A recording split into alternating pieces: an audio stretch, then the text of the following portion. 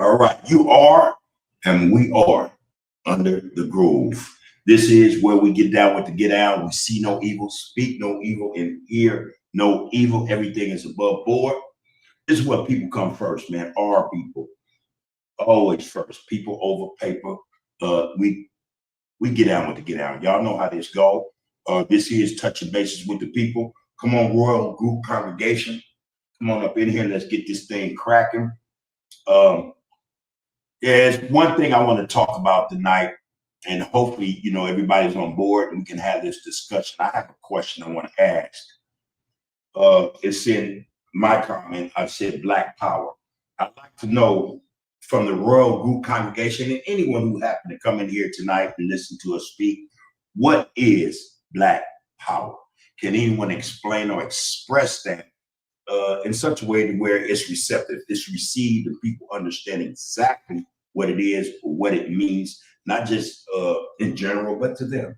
You know what I mean? So let's have that discussion, and a lot of other discussions, man. I had a thought also.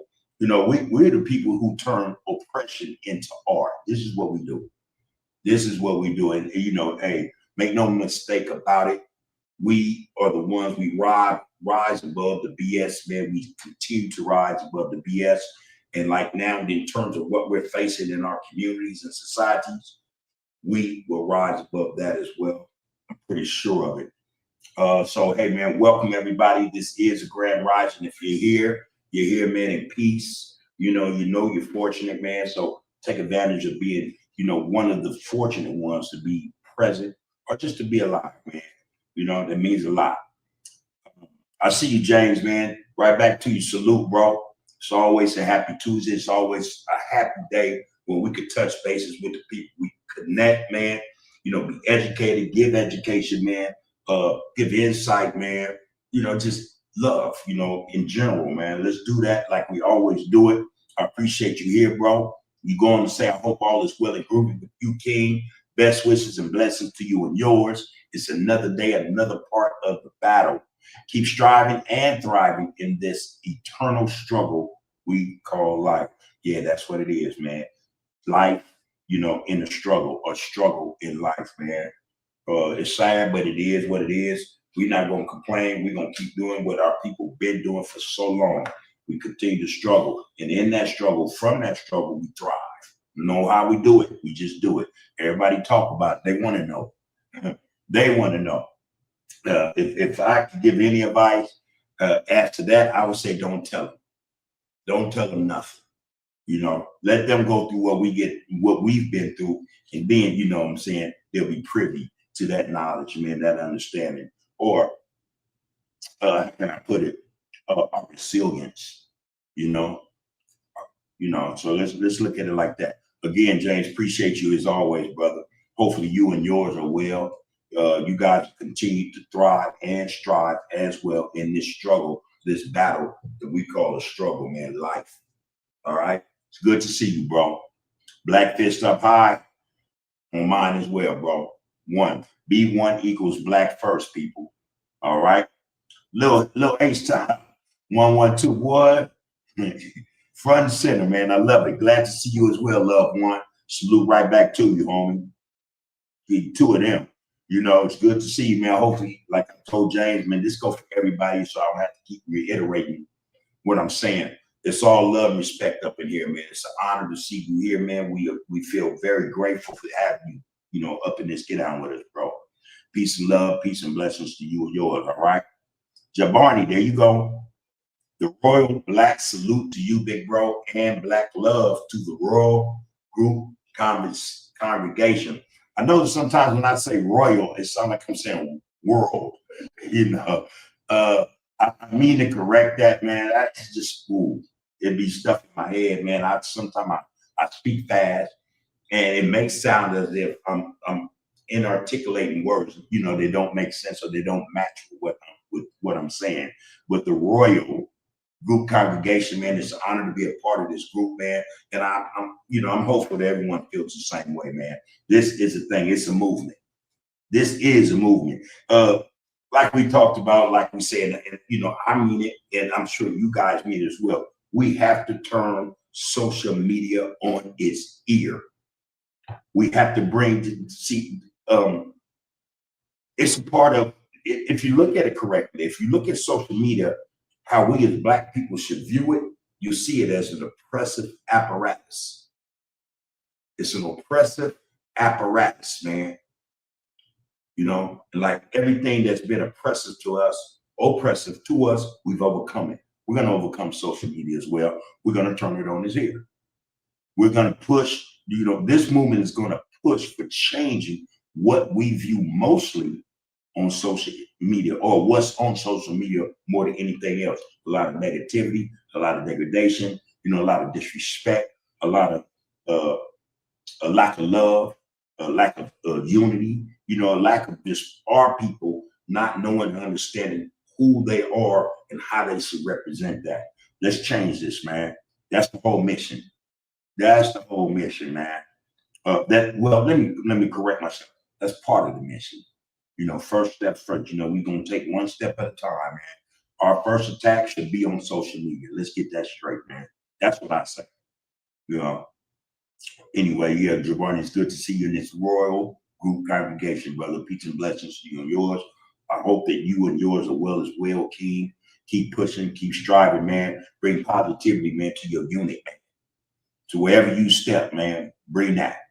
Positivity, production, Blackness, first and foremost. Those themes should be always a part of your get out, man, no matter where we are, no matter where you go, who you meet. Straight up. The homie, 09M, man, 09M, man, what it do, Comedic? You ain't got to tell me twice, homie. I got you.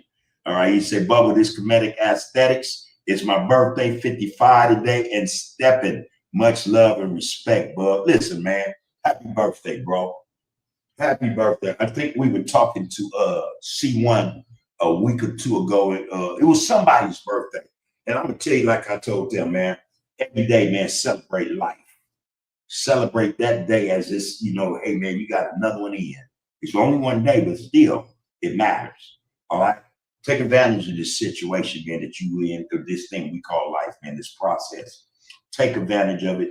Utilize it to your benefit. And if you do that correctly, those around you, those you love, man, your unit will also reap the benefits, man, of that.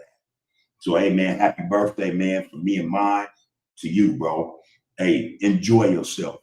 Know that, man, you in this thing, man, called life, man. Live it. Live it. Live in it, man. Be in the moment. Just be in the moment, homie.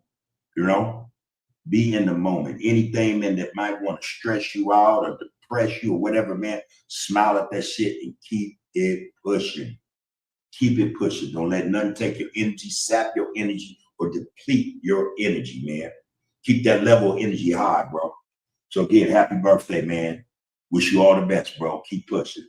All right? Yeah. James Cash said, man, if you could go back to a specific point in your life and start again from there, G-Bub, when and where would that be? How would you do things differently knowing what you know now because of? All right, so be quite clear. It would have to be, this ain't no fluff, man. It would have to be not after 1985. And that's a specific year. And I think that year, it don't only mean a lot to me, man. It shows or express, what I came into, what I am a part of now because of that year. That year is significant to me because that's when I met my baby. That's when I met my baby, man. And not knowing that she was a fighter. I ain't know nothing about her. I just knew that she was very attractive. And I think I told her that day I met her, hey, girl, you're gonna be my wife. That was 1985, man. And we've been, it's been my love since 1985. All right. So I wouldn't change that year. Now, to answer your question, it would have to be after 1985. I'm gonna tell you one of the things. Not one of the things, but there is. Let me say it like a part of my life that something occurred in my life, man, that I regret to this day. All right. 1992 wasn't, I'm not proud of myself from that year in particular, 92, 93. Um, as a result of my actions, I ended up doing a life sentence. And during the course of that life sentence, a lot transpired. So much so that a lot of what transpired, I was out of the picture. I had no input, I had no say. Um, I was away from my family, and I love my family, man. You know, a lot occurred, man, during that process. From the time I started the life sentence to, let's say up to 2004. Those years I remember, man, more vividly than any other year or decade. You know what I mean? Because, like I said, man, a lot was happening with my family, but I was absent. I was absent, man. And it struck me only after I had gone, let's say 22 years, it hit me that I had abandoned my family, you know. So if I could go back, I would go back to that moment where, an incident occurred and I did something that, you know, uh, the power, the most high, man, the spirits, the energy, no, I shouldn't have done. And in fact, I knew I shouldn't have done it. I did it anyway. I would go back and I would rectify my actions. My conduct would be above board. It wasn't then, it wasn't. I would go back and fix that, you know. I would go back and fix that. Now that being said, I also it's a hypothetical. This is what we're talking about. What would I do or what would I change back then? That would be part of it. But I also recognize and realize that I've done that. Let's say I had that opportunity to go back and readjust my actions and correct myself, then I think a lot of what I experienced after that incident up to now would probably change as well, So I'm mindful of that, man, and I want to say, I wouldn't want anything to change in terms of what occurred after that incident that gave me the life sentence. Uh, I would change that. And also the 2004 incident where, my little brother, ended up, being passing away, I think had I been there, he may still be here. He may still be here. I don't know where I'd be, but he may still be here. And I thought the world of him, that was my dude. I would change his demise if I could, however, in whatever way possible, I would, I was already in his life involved with him, I kept him around me, what I mean? I knew what he was up to and I was, I'd be on him, I'd be on his homeboys, what I mean? I would let him come to our set and hang out, because my mind, I felt like I had more control over there in terms of what could possibly go wrong with him, what could, you know, befall him, if he's over there, I would have, some type of input to where I could, eliminate any damage or harm being done to him. So that being said, man, there's that. And there's my incarceration for, the crime I committed. But again, I want to be mindful. I want you guys to understand that everything I've been through, man, has allowed me to evolve. You know what I mean? It's allowed me to evolve, man. And had I not gone through any of this, there's a strong probability I wouldn't be sitting here, and talking to my brothers and sisters in love, with love, and speaking about unity and our positivity and our productiveness, the things that matter, that should matter to us. I just want to be real careful with, my expressing what I would flip or change, in my life. Again, man, those two instances, yeah, I wouldn't think twice about it. I would change them, and I would just hope that the energy and the forces that be would allow me to still be on this path that I'm on. You know what I mean? Uh, Again, my life now, man, it, it's where it's supposed to be. I think. You know, I'm not supposed to be anywhere else. I'm not supposed to be, you know, you know all the things we think about in terms of how we want to elevate, how we want to excel in our lives. We don't have millions and da da da.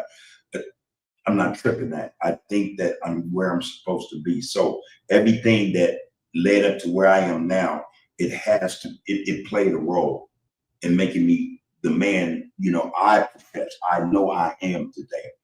Without those experiences, without that heartache, man, without the grief and a whole lot of other things, man, without the impact, that my actions caused, or you know how it affected others, I wouldn't be. I don't think I would be here. I just don't. It could be a whole lot worse. So I do appreciate, man, the fact that the question was posed to me. And, that's rare. I very rarely, I seldom get questions posed to me in that respect. But again, yeah, uh, if I could, I would change, my actions, that end up, harming other people, man. Not just me going to prison as a result of my actions, but my actions affecting and harming, impacting others, not just my family, but the other family, that's involved. So I would change that and hope that, the Most High or the powers that be, man, in the universe would allow me to still be on this path for where I am now. My brother's, his demise, his death, yeah, I would change that as well, but nothing else, man. I think again, just based on what I've been through and what I'm sharing with you guys, that is what allowed me to grow. You know what I mean? It helped me to find myself. It helped me to understand that there are changes I needed to make in my life. And as a result of all that I've been through, the changes are being fulfilled. You know what I mean? I'm where I know I'm supposed to be. So that said, I hope, James, that I answered your question, man, to your satisfaction and to the satisfaction of others. But I'm pretty sure what I'm telling y'all, man, it's the satisfaction of me. I know that it may sound harsh. Some things happen for a reason. You know, um, mine is my reason for being here is what I'm doing now. I'm with my wife. I'm with my family. I'm back where I think I'm supposed to be, and every day I strive to do better. I strive to improve. I strive to excel, man, and bring something not just to me, but those around me, man. That's excellent, man. You know, that's prosperous, man. Or that's productive. You know, positivity, man, is another thing. So it's something, man, to where I know I work on me every day, and I can't say that if I go back and change a lot of stuff. I don't know, who I be as a result of eliminating that or extracting that from my life experiences. I'm where I'm supposed to be, man. And I'm pleased, man, with the powers that be, man, the energy that put me here, bro. That's all I can say to that. All right. But I appreciate you, man, just for even putting that at me, man. Like I said, seldom I get, questions pertaining to me as the man, you know, as opposed to me as the game banger or me as a who, what I did, da, da, da, all that stuff to me that doesn't matter. Your question allowed me to lay before the people, man, the royal congregation, my life in such a way to where I'm trying to express to you guys that it matters. You dig? My life matters, man. So I'm appreciative for just putting that at me, brother. So thanks again for that. All right. Queen Nzinga sevenfold says Black Power is a movement showing our pride for our people. And that's true. That's part of it. That's, again, uh, we have the gift, not just the potential. We have the gift. We have the wherewithal to make Black power what we say it is, not what anyone else says. That's outside of our color spectrum. You know, we, us, you know, we label and title what, you know, our experiences are, who we are.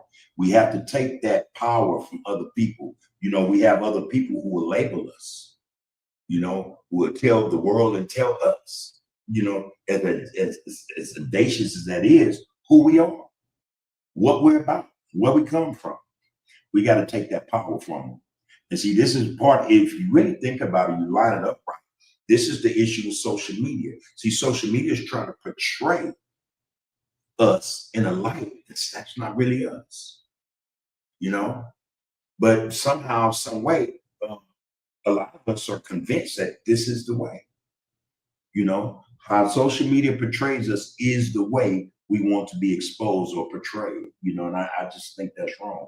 And that's why I say we have to turn it on its ear. We have to put the correct images, you know, the correct vision of who we are. We have to speak for us. We have to stop allowing others to tell us who we are and tell others who we are and what we're about. You know, that's our work, you know. Not only is it our work, it's our right, it's our obligation, man, to do that. You know, it's an obligation. It would be no different than raising a child, you know, or a young brother and sister. That's your obligation to raise them correctly. And when they're miseducated, you know, or when they're misled or misguided or whatever, it's our obligation to correct that. Set them straight, man.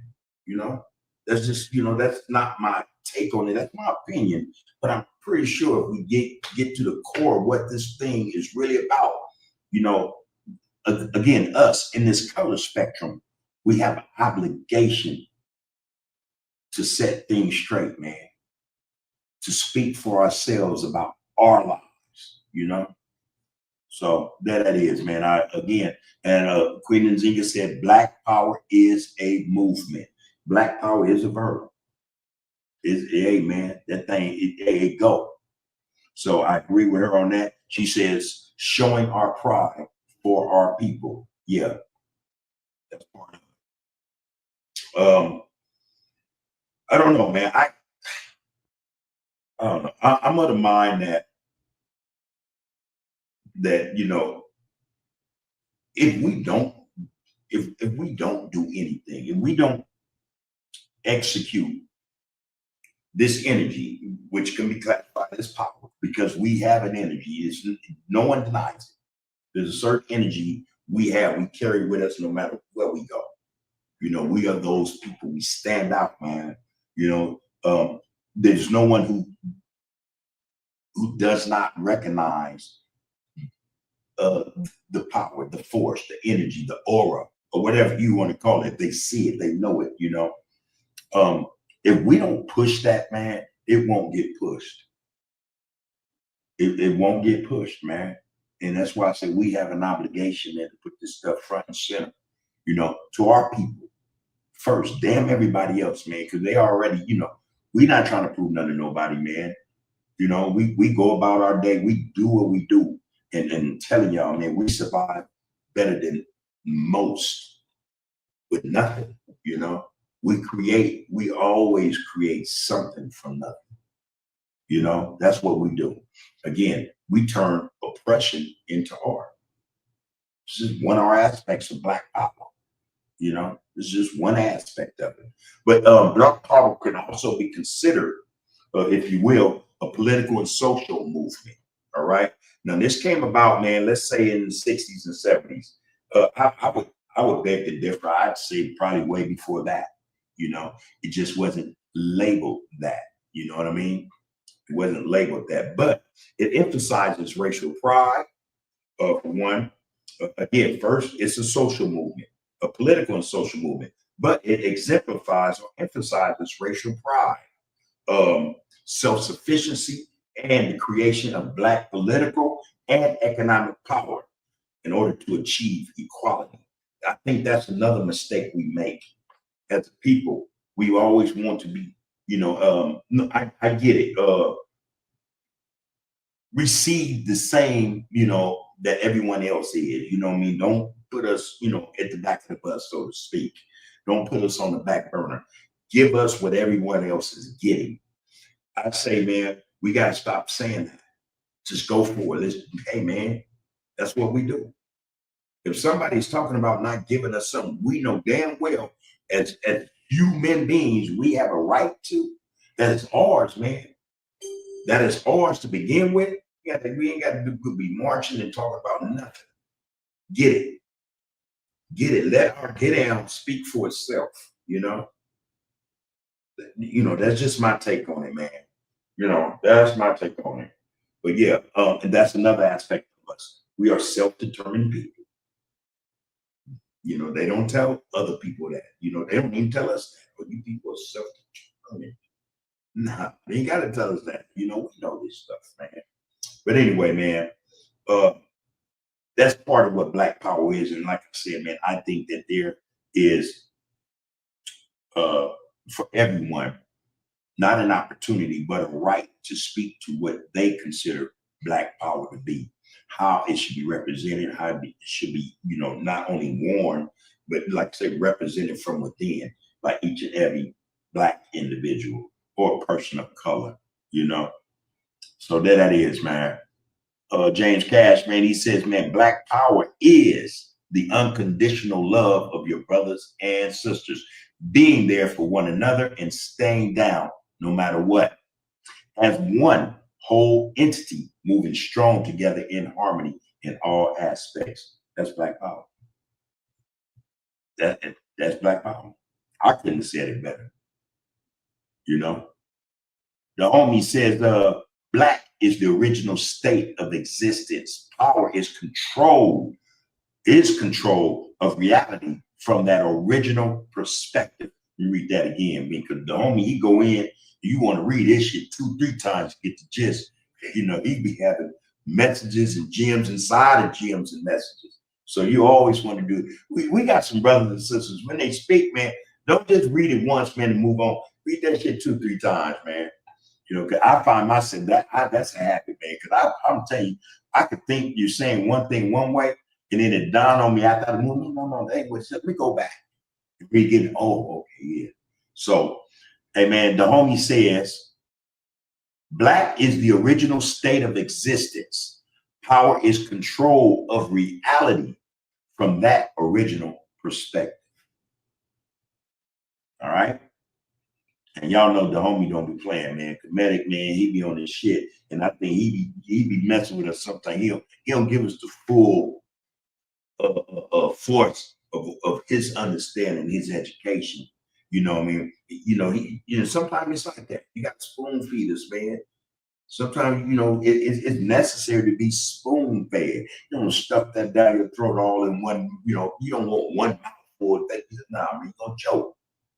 You're going to choke because some of this shit is real. It's real enough to make some people choke and fold. See, because when you really get to talking about it, the reality is, okay, wait a minute, man, I got, you know, and then that means, man, you got to go beyond what you've been doing. That means you got to step into this fray for real. Queen Nzinga said, Black Power is a movement. Now, what kind of movement y'all really take that to be? What rise up movement? What kind of movement? What is Black Power to you? So I appreciate that though, homie. You always, man, your perspective is always solid, man. It's what we could, it's always food for thought. It's always food for thought, and this is why we appreciate you, bro. This is why we appreciate you as well, James. Black is the first, the last, and the most beautiful. And I was gonna say that go without saying, but no, we need to say that quite often. We need to say that as much as is humanly possible. Because a lot of brothers and sisters need to hear that, man. They need to hear that more than they hear the N word, the B word, more than they hear the bull crap we hear, and see every day. They have to be, we need to be bombarded with that statement, with that affirmation. every day, daily. So keep it up, man. Keep it up, James. Keep it up, dome. Queen Nzinga sent out a birthday wish, man. Yeah. No, it's not the homie's birthday, is it? Or is it? It's James's birthday. No. It's no. It's not a gift. Yeah, I'm finna tell you. This is King. No, it wasn't the homie. That is the homie. I stand corrected. Yes. And 55 ain't nothing to sneeze at. You still a young man, bro. You shoot, boy. And this is the part of your life where you really start to build and grow and let your actions, what you've been doing in the world, start to manifest themselves, man. 55, man. I mean, you got some family. I'm guessing grandchildren, you know, sons and or daughters, in life, man. You living, man. 55, man. What was I? I made it home by 55. Very fortunate, man, to be where you are, bro. Very fortunate to be where you are. So appreciate that, man. Yeah. And happy birthday again. All right. Okay, so going back, Queen Nzinga did say at the homie 09M, happy birthday, King. Hope you are having a wonderful day. And I say that should be every day. That should be every day. There go James, sending it in, man. I'm gonna read this, man. Normally when y'all talk to each other, I leave it alone because y'all seeing it, but I'm gonna read this.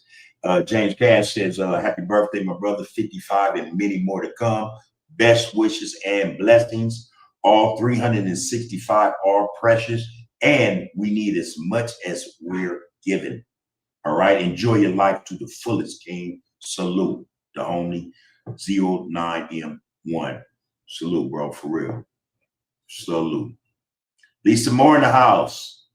All right. She said, blessings, big bro. Peace and love to the kings and queens in the chat. B1 Black First. Black First. It's good to see you, Lisa. And hopefully your day has been exemplary.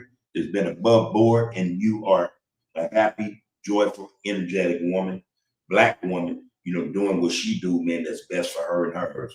All right. We wish you all the power under the sun. All right. Continue to rise, continue to uplift you and yours. All right. Stay that way.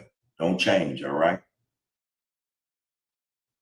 Okay. We got the Queen of Nzinga Lisa up in here. Frederick has a B. Salute right back to you, bro.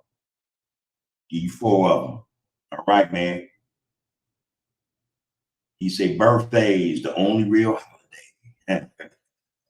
You ain't never lied, Frederick. Now that's the one we should celebrate, like get all out. You know what I mean? We should have a tree, a turkey, eggs and shit, boy, whatever. Everything they want us to represent in terms of the holidays they put before us, we should turn that on its ear too. A birthday should be the only holiday we celebrate, man, and appreciate. I'm telling you, I agree. I agree. Thanks for that, Frederick. Appreciate that. Yeah. James Cash, you going to say understood, big brother. I appreciate you and your perspective and insight. Always. What's already understood goes without saying. Love you, my brother. Your presence is always a blessing to all of us. One. Again, man, I think, and again, well, we say this enough, but again, we can't say it enough. We are all we have, man. We got to get to that, man. We got to get that out there, man. We are all we have, man. And anytime we lose one of us, we lose a part of us. We're all we have, man. And we should be always praising one another, not pumping them up, but praising them to the point where these affirmations, man, you know what I'm saying? This love through affirmations, man, is what's rising them up, keep them going strong, head held high. you know. Yeah, ain't nothing wrong with pride, man, unless it's just overboard. You know what I mean? But that, pride and dignity is something, man, we need to bring back. We need to see more of in our community. Pride of self and people. Dignity of self and people. All right. That's what I think, man. Our presence, man, our presence amongst one another is the blessing. Our unity is the blessing. It's a blessing we should all appreciate, man. Brothers and sisters, ain't nothing like us, y'all. That's just some real spit. Ain't nothing like that. Don't nobody say. All right, James. Thanks, Queen and Zinga said, wishing you the best going into this new year. Nothing but love and respect. I appreciate you, Queen, all the time. One. That's what's up, man. Keep close. I see you, man. Peace to you as always, brothers. Good to see you in this get down, man. You make your showings, man. I'm telling you, your presence is always felt. Once you get into boy, they light up.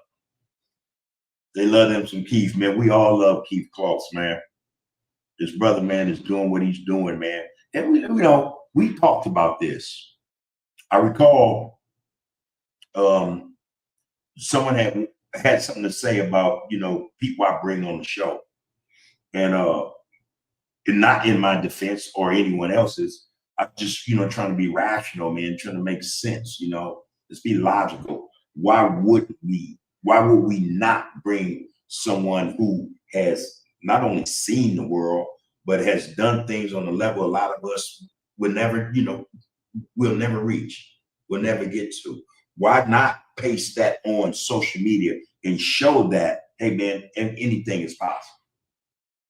Anything is possible, not just share what, the individual's experiences, but also as a result of those experiences, who that individual is now.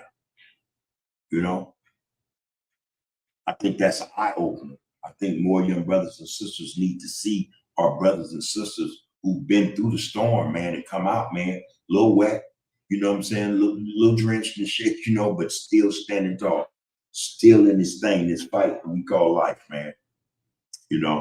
But my mind always go, my best wishes always go out to Keith Kloss, man. Love and respect, bro. Keep doing what you're doing, man. You are also a pillar in this get down, bro. Trust and know that. Yeah. He said peace to the chat. Hey, Big Bubs, man, H's for sure, man. My man James Gas. Peace, Queen and Zinga. All right. And peace, Lisa Moore. There you go. Raymond Skull. This our brother from the Rage, y'all. Raymond Skull 102, man. Say greetings to you, bub. Love, respect through the Royal Group congregation. Honors to all of the queens here tonight. There it is. And I don't know if I say this enough. Might have to say it more often than I do. But when brothers come on here, I'm not tripping on, where they hail from. You know what I mean? I'm more tripping on the fact these is brothers and sisters coming up in here, man. And we sitting down, we chopping it up, man. We're showing that, yeah, we have a whole lot in common. That's what I'm on. That's what I'm on, man. Whatever tribe you hail from, man, yeah, man, that's your tribe. You're supposed to, yeah, man. My advice to anybody from any tribe is represent the tribe, man, in such a way that you would represent yourself and your family, your immediate family. I think that's something that's missing, man. When we get brothers, man, a lot of brothers, we tend to put I'm gonna change it up, man. I get the tribe thing, but we tend to put the streets before the family, man. Before our blood family and our extended family. The streets, man, always get one up on us, man, and I think that's wrong. So when I see certain brothers that are fixtures in this get out, man, I respect them brothers.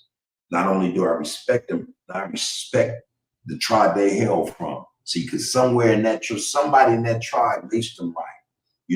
Not only that, somebody in their family, immediate family, laced them right. Again, we got shit in common, man, that we never tap into, that we never hone on, or that we don't put out in the forefront. We got to start speaking truth to power, man. The tribe is significant. It does mean something. But the family, the black race as a whole, come on, man. Let's be 100. It got to be first. See, and men understand that. Women understand that. You know, there that is, man. So, hey, man, salute to you, Raymond Skull, man. Hey, brother, how you been, man? Hopefully everything has been everything and above board. You are keeping it straight, taking care of yourself and your family, bro. Keep pushing like I know you push, man. I hope you're well, all right? Welcome to this Get Down, as always, bro. Let's do what we do. I don't know if you were in here. I asked Raymond, what does Black Power mean? You know, what does it mean? What should it mean? What could it mean? But more importantly, what does it mean to you? You know, what does it mean to the individual? And how does that meaning, how you attach that meaning to yourself, spill over to others that look just like you? You know, is that Black Power all encompassing? You know, does it embrace the Black race? You know what I mean? Does it look to see that we are all well? You know, what is Black Power? All right. I'll keep sending them shots out, man. You say, Skull. Keith Paul says, man, without the experiences of our past, we don't grow. And that's what I left out when James asked me about anything changing or me having the ability to change something. What would I change? I expressed that to him. But again, you just said some solid stuff, Keith. But I think I did say that in my own way. Without my past, man, I wouldn't be who I am today. You know, I appreciate it. I have regrets. I do. I really do, man. But I understand that without my past, without me going through whatever it is, everything I went through, I would not be the man I am today. You know, and again, man, first and foremost, I wanted to be understood that when I speak like this, I'm not thinking about myself in terms of my growth, my change. I'm thinking about the individual that was impacted by my actions, that family. You know, everybody might not feel gratitude and appreciation for my growth, you know, based upon the things I've done in my past. You know, again, I have regrets, man, deep regrets, man. I live with them every day. You know, and yet I understand that those regrets I have are, in a way, man, what motivates me or what propels me to be a better person, a better man, you know? So there that is, man.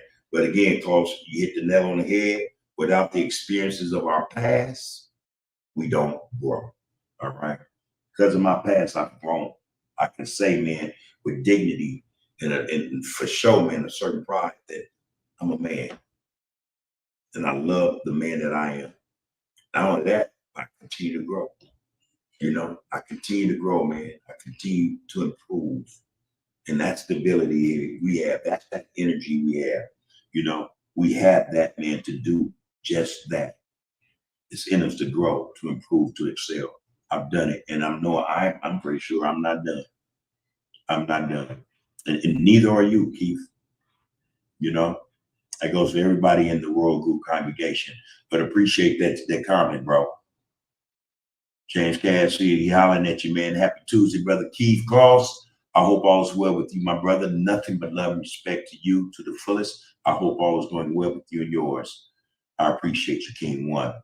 And James, we put it out there, man. And I'm telling you, they got to be appreciated. I know I appreciate it. Okay, what you drop up in here for, to homie?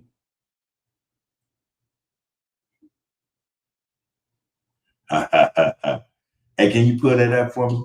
No, wait, hold on. I'm gonna grab it. Well, send it to me. Huh? I can't grab it. You can't? Okay, let me yeah, I'd like to see that. And then speaking of Bow Wow, the homie, He was on, what was that, Thursday? And I realized when I went back to listen at the exchange, I'm like, damn, man, the audio to me was just messed up. I didn't like that. So we are resolved to say, when brothers want to call in, we're going to have the Zoom thing ready. So we can do the Zoom and brothers can chop it up on the Zoom for us, we won't have that interference, that just, I didn't like it.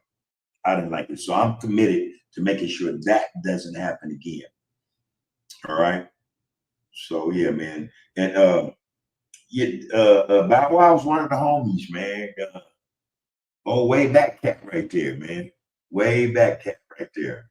I have a lot of love and respect for him, and I hope he knows that, I hope he knows that.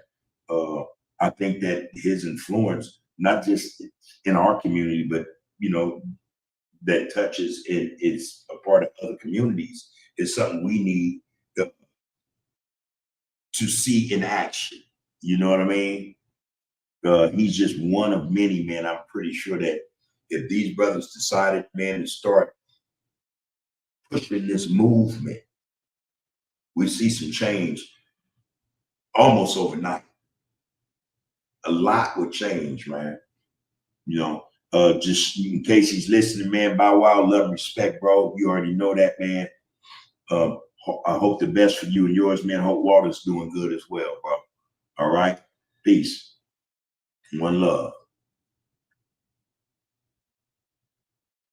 James Cass say, absolutely, bub. You deserve only the best in life, and I hope you accomplish everything you've always wanted to.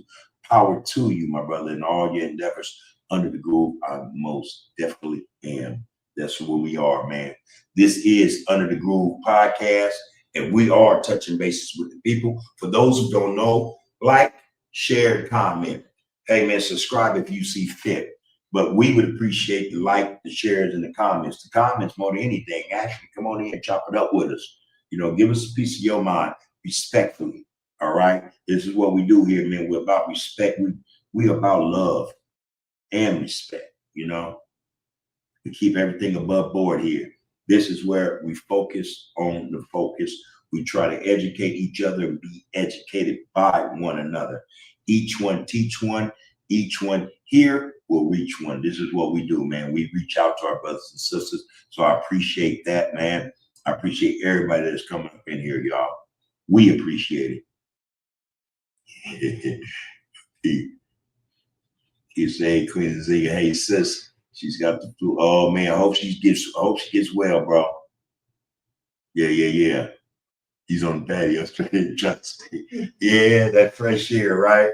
I hear you. I know when my baby at night, she might get a little cold, so I go right where you at, on the patio. Yes, wishing her a speedy recovery, Queen Nzinga, man. Yeah, give her our love, man, and well wishes. All right, bro? Yeah. Uh-oh. You come and hang out? He called, say he will be there the second week of January. We're looking for you.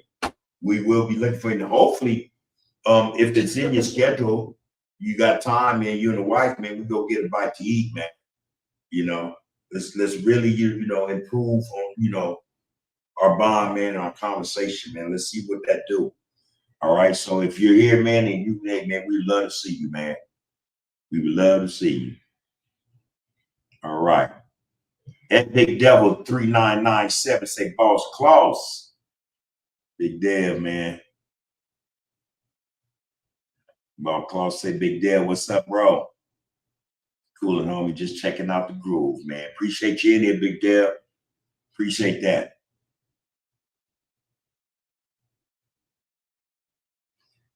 The homie asking Queen Nzinga, thanks, Queen. Thanks, Queen Nzinga 74. Did you know, or I think you said Orion and Charlie Brown's sister Kim? I'm pretty sure she's going to answer that question straight away. Yeah. All right. Big Devil said, man, salute Lil Voodoo and Lil Papa. Excuse me, y'all. 74H, man. Yeah, man. Voodoo, man. All love, man. Lil Papa, all love, man. Hope you brothers are well. All right. I'll talk to you soon too, Vu. Man, get that thing out the way, get it there to you, man, so you can enjoy it, man.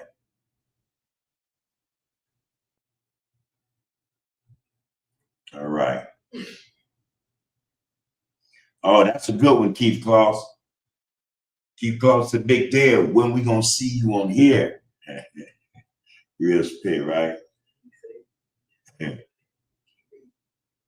Oh, don't do that, there. He say anytime he allowed me to be Claus. Hey, man, you know, and just so everybody know, yeah, I think it's kind of apparent. We've kind of moved away from the historical side of, the community, man, and we are more focused on uh, improving the community, and bringing the community together with other communities. You know what I mean? So this invitation, and I've said this before, man, this open invitation for brothers and sisters who are on what we're on, positivity, unity and love for one another, man.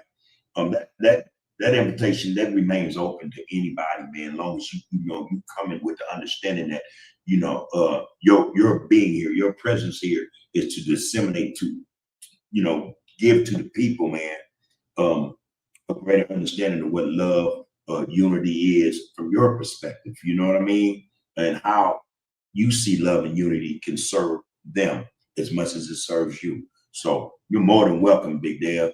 More than welcome. You already know that, man. And if not, you know it now. You know.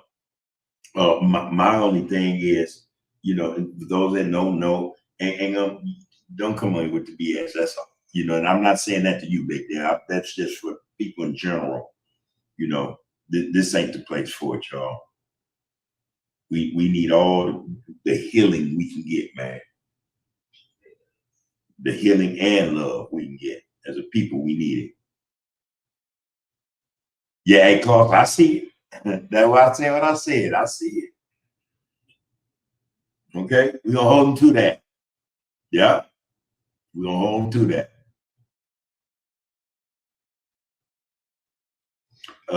Okay, Queen, you hollering at Keith said we will make sure to set time aside to hang out with y'all. Love you, bro, always. All right. James Cass said my birthday done passed in October.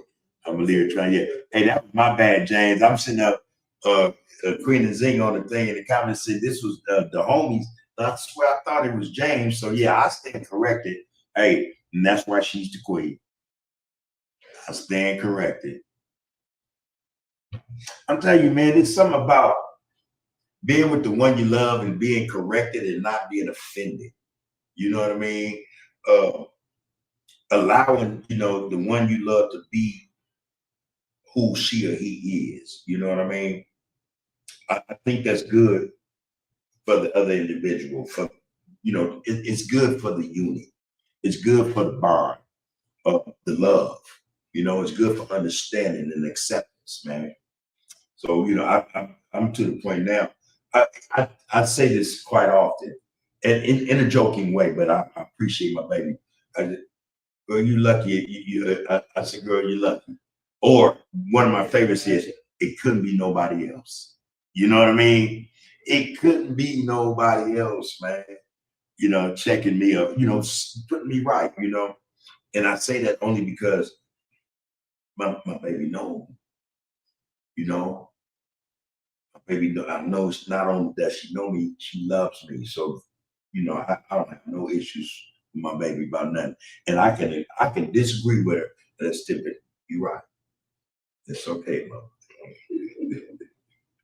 It's okay, Mom. And when I'm right, no, when I'm wrong, it's a different story, but that's okay.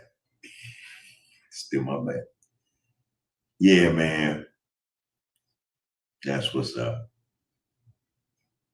All right. The homie says, man, in 1903, in The Homie was a play, excuse me, 1903, in The Homie was a play we African Americans produced all by ourselves in remembrance of our origins in the kingdom of the homie in Africa. Never forget Black peoples. You are the homies in a real way. Yeah. In 1903, in Dahomey was a play we African Americans produced all by ourselves in remembrance of our origins in the kingdom of Dahomey in Africa. Never forget, peoples, you are Dahomeys in a real way. Hey, Dahomey, drop if you can in the comments the name of that play. You know, because I know my baby. You know, we gonna try to find a way to see that play. You know, if it's available. All right, but drop it in the comments, brother. Appreciate that though. James says, man, the same effect, excuse me, the same effort that those put into spewing out negativity and displaying foolishness are wasting all that energy, which could go towards positivity, success, and growth instead. Love over evil or love over hate. Real spit. I think though you have a grand point. Hmm? It was a Negro musical in the home. It was a musical. I'll watch a musical with you. You know, well, what am I saying? I've done it. Well, I'm trying to make like it'd be the first time. No, it won't. All right. But hey, James, you got a point. You have a point there. Um, how do we get brothers to understand or to see how their energy is being squandered on negativity? You know, how do we get them to exhibit this energy in a positive sense rather than in a negative sense, man? What you know, and again, we're not gonna blame this all on the young men and the young women, just us, our people in general. How do we put this before the people? How can we share, you know, this statement, you know what I mean, about putting love over evil or love over hate? How can we have it where brothers, when they want to opt out in the negative, respect, choose choose to be positive rather than negative? How do we get to that point?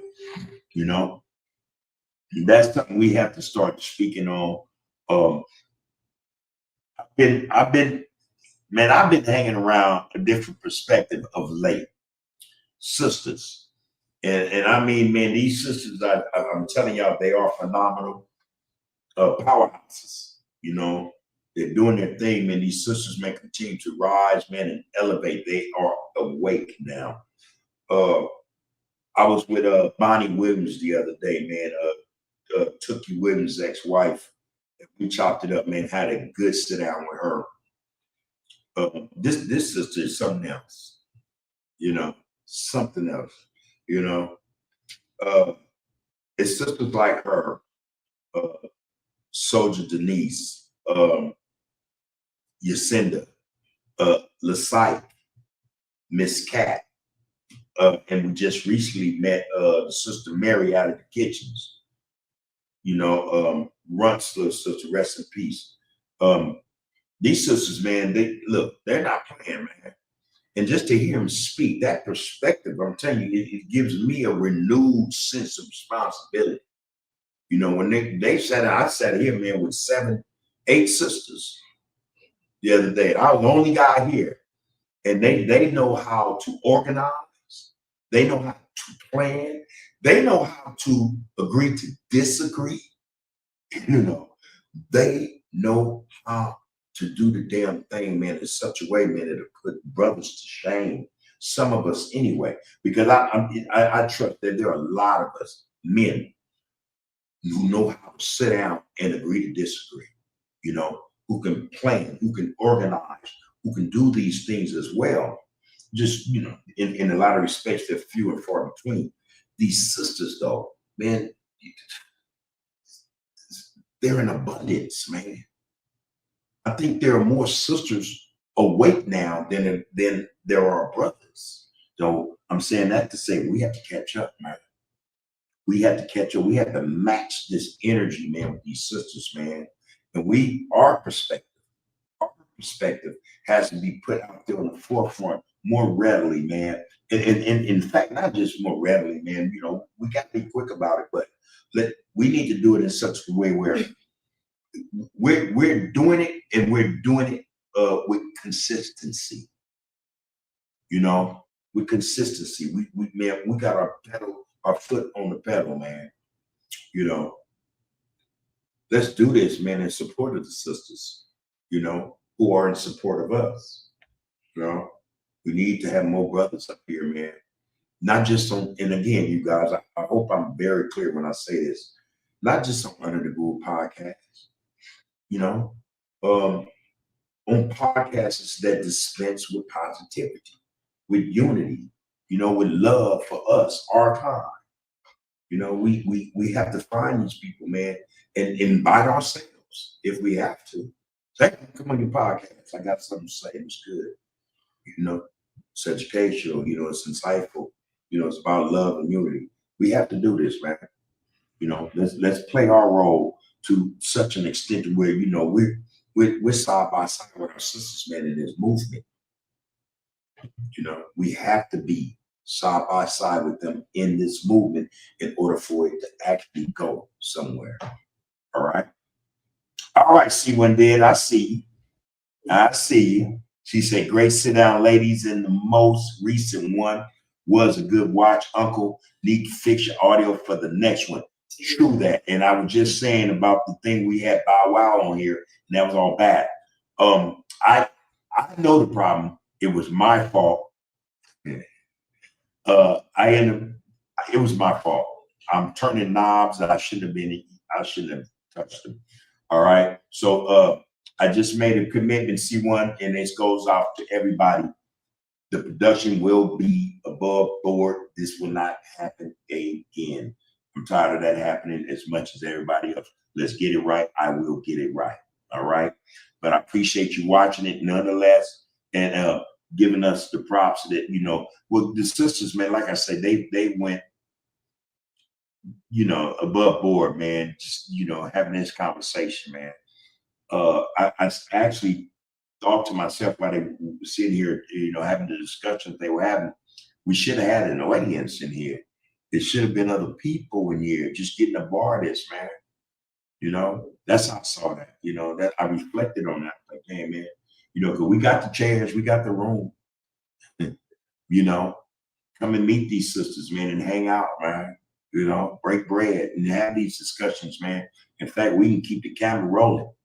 You know, we can keep that thing grooving. We can keep it moving. You know, while we can have some, you know, conversations, man. You know that, you know, really just for our benefit. So I hear you loud and clear, C1 Dead, and everybody else who have the same concern. I will have the audio. I'm on that. That won't happen again. All right. Boom, boom, boom. Okay, she said, I hope everybody in the family are safe, are staying safe and well. B1. All right. B1 equals Black First. She goes on to say, love to all my cousins in the chat. Okay. Unity, aunties and uncles. Big love from the deep. Big love from the deep, deep. Australia, people. All right. Man, worldwide, bro. Worldwide. We everywhere. James Cass says, misery loves company, but I be damned if I let it get comfortable around me. Love yourself, find your inner peace, and keep smiling and pursue your own joy. Others will receive that and reciprocate it. I'm telling you, a smile begets a smile. You know, a good laugh begets a good laugh.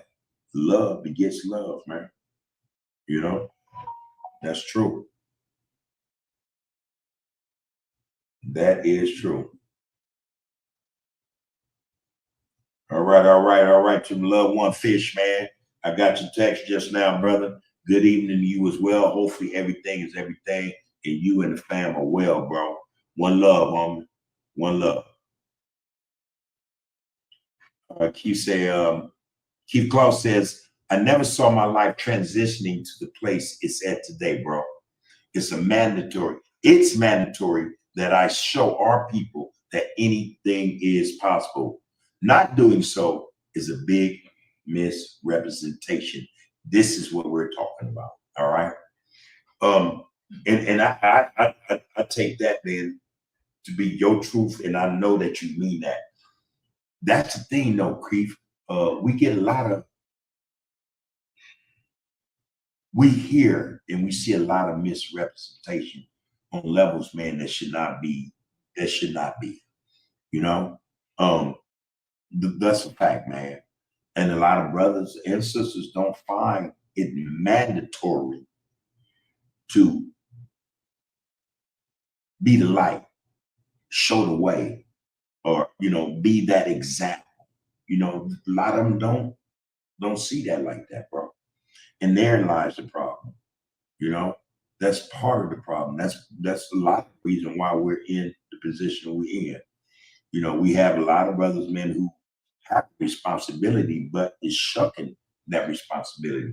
We have a lot of brothers that don't see their behavior in terms of principles and ethics. This righteousness about themselves is something that should be mandatory. You know, when they're whatever or doing whatever. You know, a lot of us, man, we shuck that responsibility. We shun it. Well, for whatever reason, we don't want that responsibility. It's almost as if that's to be that mindset, man, to where you are representing not just yourself in such a light that it's above board, but others. I think a lot of brothers and sisters feel like, oh man, that's hook shit. That's weak shit. I think that, man. And shit, I hope I'm wrong. You know,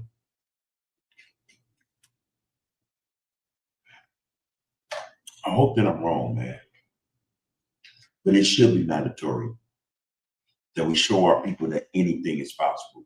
That growth, more than man, growth and maturation or maturity is possible. It's actually a part of the process. It's supposed to be this part of this thing we call life, man. We live to grow. And not just physically, you get taller, get thinner, heavy, or whatever, but we live to grow, mentally, spiritually, socially, you know, that's the process. A lot of brothers are denying the process. Thanks for that comment, Keith. Really appreciate it. Queen Nzinga said we have to change our mindset, reflect, refocus, and recharge. We have to change our mindset, reflect, refocus, recharge. Thank you for that comment, Queen. That is some truth. James says, love is powerful. Love is contagious. Those who can't receive love need to purify themselves of their demons and evil. There's many tainted hearts out there that haven't healed. They stay frozen. Again, we were talking about this a few minutes ago, James, you're correct. It's as if, this healing process, like a lot of brothers don't want to heal or resisting or is resisting this process of healing, man. They want to be, it's like they want to be in that realm of toxicity, of hate, they want to be stuck and stagnated on things that really, that not just don't matter, but it's not going to serve anybody, So we appreciate your comment as well, man. Gotta untank them hearts, man. We gotta bring love to these brothers, man, and sisters that don't even know or realize they need love, man.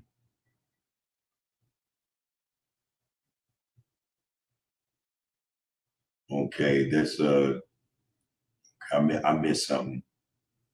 Okay. Anyway. Each other. Huh? That's what we all been back and forth. Okay, that's what that is. Okay, that's why I'm like, I missed something. Okay, got you.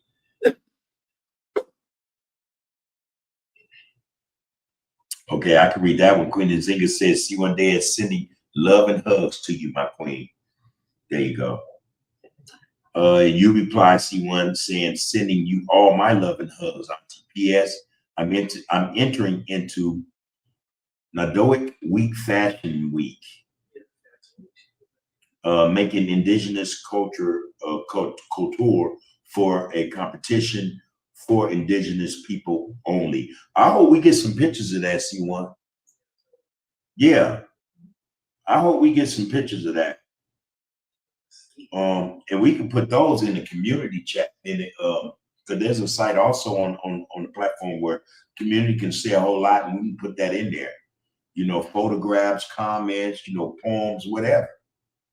Yeah, let's put your stuff up. You know, allow us to help you put as much out there as we can. That would be all right. She said, "Oh my God, so many typing errors. Sorry, I was rushing typing." So what? We all do it. We all do it. Real stuff. And Queen Nzinga says, C1, I know you're going to shine at the adjoining week. Yeah, I got you. I got you. You're going to do good. Yeah. Yeah. At Fashion Week. You go on and say, let me read this because see, one day she's expressing something awesome. Okay. Oh, each outfit has a matching dari, which is a traditional headdress that I made for each. You know what? Speaking of headdresses, because the sister Lasite, she wears a headdress, you know, her shamanic headdress. And when I first saw it, I wasn't ignorant, like, oh, what she used a costume or something, this just an ensemble part of her outfit. I know there was something to it, and she broke that down for me. She had reached a level in her craft, her work, to where she was honored with that headdress. So yeah, man, kudos to her for that. As well as you see one day, kudos and hey, much praise for you doing what you're doing. Yeah, I would love to see that headdress as well. Dang, Queen Nzinga way ahead of me, so I want to see the outfits. I'm saying the same thing, but she's way ahead of me. That's all right.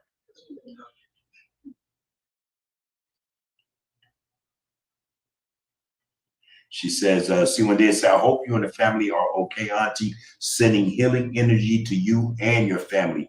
At Queen Nzinga 74, I will be updating my channel as I progress. All right. All right. Keep sending that for sure. We're with it. So we're going to be hanging out. We're going to be hanging out. Chris 223, you tell me what's good. How's the brother? All right. All right. All right, man. Good to see you and to get down, bro.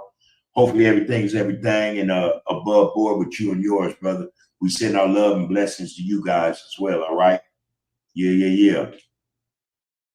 The homie says, man, the name of the play was called In the Homie. Google it. I can't find a copy of it. They say it went into non-existence. Okay, we're gonna be on that. Guaranteed, the homie. Huh? I've been searching for it too. You haven't found it? Okay. Publication, but it's another thing I'm trying to search.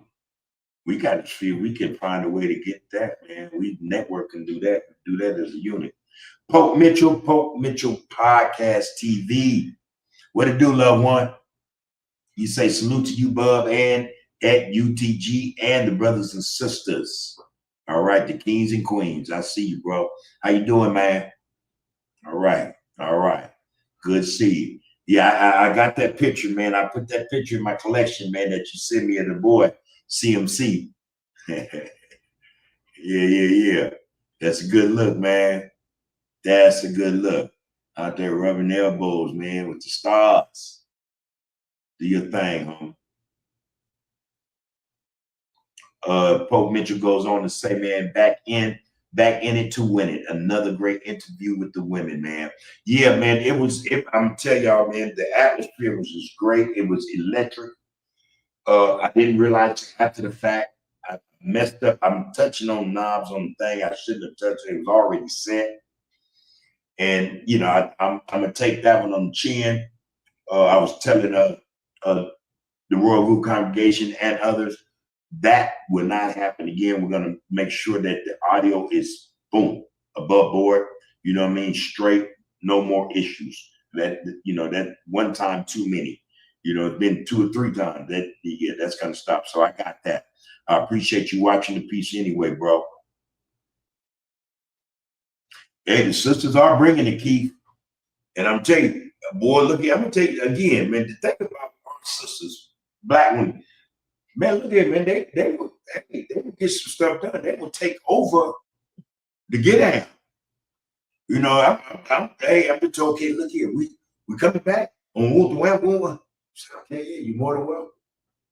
So we would like to let the people know, you know, in the Royal Group congregation and others as well, that them sisters they're gonna come on this platform once monthly.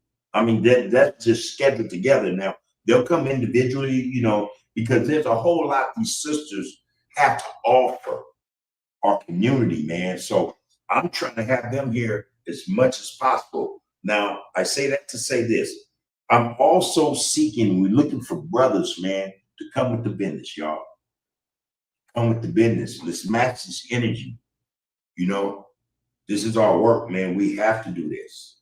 You know, we're not gonna leave this and drop this in these sisters, these queens' lap, or put that on their shoulders alone. Let's get involved in this. So Big Dev, yeah, you may be the first. In fact, I had some people I had to cancel Saturday. I had 3 brothers coming Saturday, and you know, I'm hoping, you know, that energy, man, you know, the ancestors will allow for them to be available for this Saturday, because I think it's imperative these brothers come on this get out and share with you guys not just their experiences and knowledge, you know, or not just to educate, but to let you brothers and sisters know that, you know, they are in this fight and this struggle as well, and they want you guys to know that. So hopefully we can have them here this weekend. On that, I'll make sure that everything, like I said, is above board. All right, appreciate it. Yeah, they have been bringing it, Keith. Trust me. Yeah. I'm not. I was the odd man out. Trust me. James Cat says, "Man, when sisters speak, I listen. There's nothing like a black woman's voice. There's really nothing like it. Our sisters have a commanding presence that needs to be respected and put on the forefront." Here, here. Real spit, man. You go on to say, man, our queens are some of our strongest leaders, right alongside the brothers a lot of us have looked up to throughout the course of our lives. It's on us to proceed with life and carry the torch right. Again, and we all acknowledge this, all we have to do is reflect on our mothers. And a lot of us have our fathers in our lives. But I'm going to tell you something, man, and you know it, mama, mama was strength. Mama was power, you know. And when she spoke, you damn well better listen. You damn well better listen, man. The mom spoke to give lessons. She spoke to teach, you know. That's what she did do. So I agree wholeheartedly with you on that one, James. Yeah, we got to help carry this torch, man. Yep, yep. James said, man, from Jesse Owens to Serena Williams to Barry White to Evelyn Champagne King, Black excellence is always at its finest. Power to all the people. Unity is the key to respect and harmony and love. Yes, yes, I agree. That's what it is, man. You know, I was asking the question early on, what is Black power? Can you know, if you had a time you somewhere stable, man, situated, throw that in the comments for us, man. Give us your take on that. If you have an opinion on that, man, we'd love to read it. That being said, again, I think Black Power, for us, it's all encompassing. You know what I mean? Black Power is our love, and nobody got our love or dispense or can carry forth love, receive or give love like we do. I think that's first, man. It is our energy. It is our melanin. You know, it is the fact that we have the God gene. There's no power greater on the face of the earth, man, than Black Power. It's just a lot of us haven't got the memo yet. A lot of us got the memo with disregard. A lot of us got the memo and feel like it's not my responsibility to push it. I'm just carry it with me and keep it to myself. Black Power is also sharing. You know, it's forgiving, man. It's acknowledging hurt. It's acknowledging healing. It's a whole lot of things, man. A whole lot of things, man. I don't think that it's something that you could castigate or you can cut off at any point of expression. You know what I mean? Like I say, it's all encompassing. Just the expression, Black Power, it goes on like time. You know what I mean? You can express it forever, man, in so many different ways. That's my take on it, man. It is what it is, and it's a great thing. I have to say, Black Power is a great thing, and I think because I am who I am because of Black Power. Black Power has a lot to do with me being the man I am today. Again, it's all encompassing. You think about it, that's Black Power. That's what I say. All right. All right, folks, I see you on the go. But good discussion as usual, man. Hey, give both people my regards, my love, bro. And know I send mine, all right? See one. I'm not one that partake, in a little greenery, but every blue man I might, and I tell you, boy, I get creative. I don't know. I get creative. I'll tell y'all the truth, man. But I'm not a frequent flyer, so to speak. One thing about what makes me or prevents me from being there is initially I get paranoid. Like my first hour, I'm telling you, I gotta just, I got to be calm, cool. And I tell the wife all the time, just give me a minute, baby. And after that hour, I'm cool, man. Boom, boom. Boy, it's like I could damn near map the universe. I can express to you in ways that have been expressed what the God gene is. I talk about love like, hey man, it's something new to a whole lot of people. You know what I mean? I can make it sound brand new. I mean, that's what it does for me. But again, I'm not a frequent flyer, so you know. But man, when I come down, I love it. I love it. Hmm? You got it yourself. All right, Raymond Skull, man, 102 says Black power, Black empowerment to me looks like self-respect as Blacks, unity and love moving towards a purpose.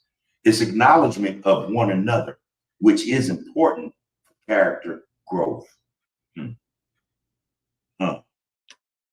I hear you. Damn. No fucking spider. Anyway, but yeah, one more time, man. Raven Skull 102 says Black empowerment to me looks like self-respect as Blacks, unity and love moving towards a purpose. It's acknowledgement of one another, which is important for character growth. Hmm. We need each other, man, to ascend certain levels of character, um, of people, We need each other in terms or in order to grow, to be all that we can be. We need one another. And again, man, we all we got. Because I bet you ain't nobody trying to see you grow. There's a fear of that. There's a fear of watching you grow or improve, understanding, utilizing, um, um, understanding empowerment and utilizing your empowerment. There's a fear of that, so ain't nobody else gonna help us do this, man. And this is why Black unity should be part of Black power, which it is actually. So good point you made there, Randy. The homie said, Bubba, remember in the movie Spook Sat by the Door, Dan Freeman tells the lady she reminds him of a Dahomey queen. Now, it's true. I do remember that. Me and my baby watched that movie.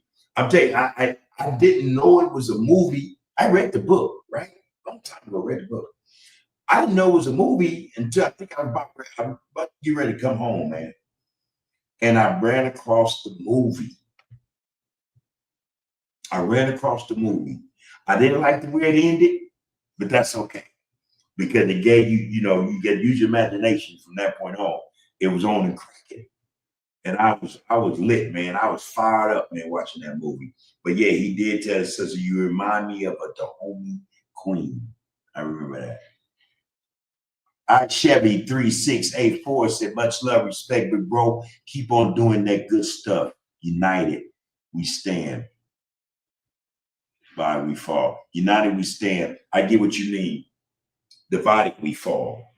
United, we stand. Divided, we fall. That reminds you. Look,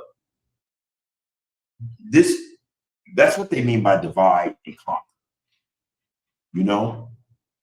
If they can divide us, man, it's easier to conquer us. If we're united and we stand together, there's no division. There's no conquering us, man. There's no conquering us. I think regardless, man, because like I say, knowing what we know, knowing what we've been through, us, as well as those who came before us, here we stand, and yet we stand. And yet we continue to rise. You know what I mean? We're gonna continue to do those things, man, that exemplifies our strength, Again, man, how it resonates in everything we do. Now, we came together, what, man? United, ain't nothing nobody can do to us, man. Ain't nothing anyone can do to us. Much love, respect, bro. Keep on doing that good stuff. United, we stand. Divided, we will fall. All right? So they'll knock us back a few pegs, man. There's more work for us to do. Appreciate that, Chevy. Appreciate that, bro. And appreciate you to get out again. Good to see you back.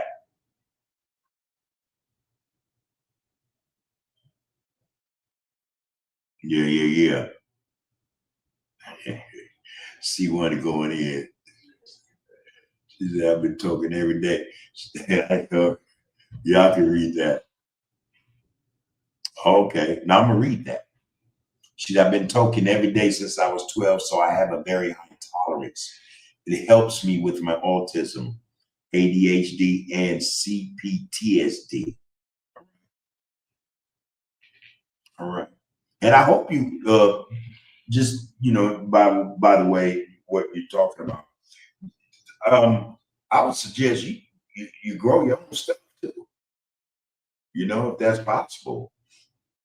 Because a lot of what they serving the people now is not good, man. And that's something the brothers and sisters need to know as well. They flood our communities with this tainted marijuana, with this stuff, man, and it's laced.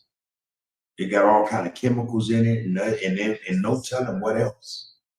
No telling what else. I just saw a piece. I think it was 2 weeks ago. You have people coming in from China now, and they're trying to take over the market from the cartel in terms of growing their own stuff and selling it. They're coming here, man, from across the water, and they are making a killing. They're buying houses, man, big homes, and they're fixing up the home to do nothing but produce marijuana. They're using dangerous chemicals though to grow it rapidly, you know, to make it sprout up, man, way sooner than it should. It's the chemicals that are harmful. If that process is done as nature, wants it to do, or as nature, made it to do, that I don't think there's any harm in that. But when they begin to use chemicals and stuff to speed up the process, then that means you guys, who buy or who get it from God knows where or from God knows who, you're running the risk of inhaling dangerous chemicals. And again, we don't know what they're lacing this stuff with because for whatever reason, marijuana seems to get more potent and potent, you know. And already I think most of the seeds are GMOs. They've been modified. You know, they were modified before marijuana became legal. They were modified to help people with epilepsy and seizures and stuff of that nature. You know what I mean? So they had already started to genetically modify. Ain't no telling what they're putting in it now, man. So I'm just saying that as a precaution. Um, a lot of us would be better off growing our own stuff. That's my advice. Grow your own shit. That way you know what you're putting in it. Get your seeds, man, from a certified seed dealer that has not been modified. That's another thing. A lot of us might grow our own stuff and we go get these seeds, not realizing these seeds have already been genetically modified. So just be careful, man, with what you imbibe, what you inhaling. Be careful, y'all, because they're looking for all kind of ways. They are throwing everything at us, including the kitchen sink, y'all. That's how they see this, man. By any means. And they're tired of not being able to knock us down. They're gonna come with some real extreme stuff in a minute, man. And we need to be ready. All right, the homie says, man, we need to teach our children a West African language so eventually they can trade commerce. They could trade commerce and trade across the continent with each other. Something went wrong with our leaders, not teaching after slavery how to speak and trade wholesale with our family on the African continent. That's true. And we have those discussions at home about trading with West Africa.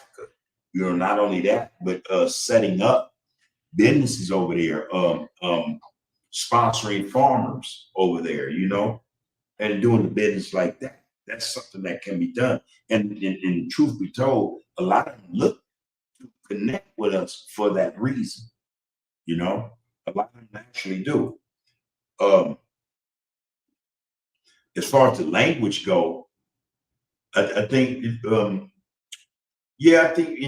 I think there's in Ghana and in places like that in the West Coast, man, they speak Swahili. They speak a lot of foreign European languages as well, French mostly, but I think Swahili is still something that's spoken frequently over there.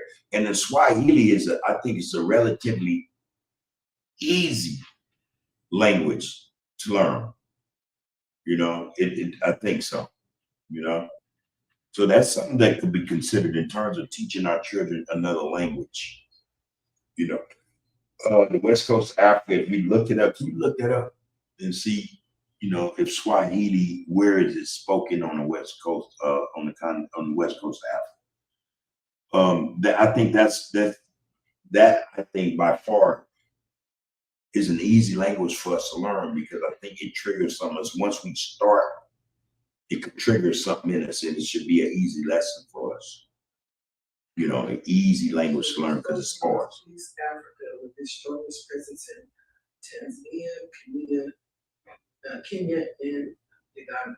What about the West Coast? See if it's spoken on the West Coast. But I know. Okay. You gonna put that in the chat? Yeah. All right. But you got a point there, the homie. This is something we should be doing. You know, teaching our children, you know, our people another language, especially one that can help with commerce and trade, business with our people. So yeah, that's a good point. Yeah, see, he talk about shit we be talking about. Sending my love and respect to the RGC. Have a beautiful night, brother Bub, and your queen. Happy Tuesday. I'm about to cut a corner and make a move. Love you, OG. I'm gonna be tapped in 31. All peace and blessings to you and yours, James. Man, be safe, brother. Again, man, love yourself, man. Love yourself like you do, man, because you're gonna run across somebody who's gonna need that love, man. Give it to them freely. Take care of yourself, man. Peace and blessings, loved one. All right. The homie go on to say, man, then we can create a world market black power force.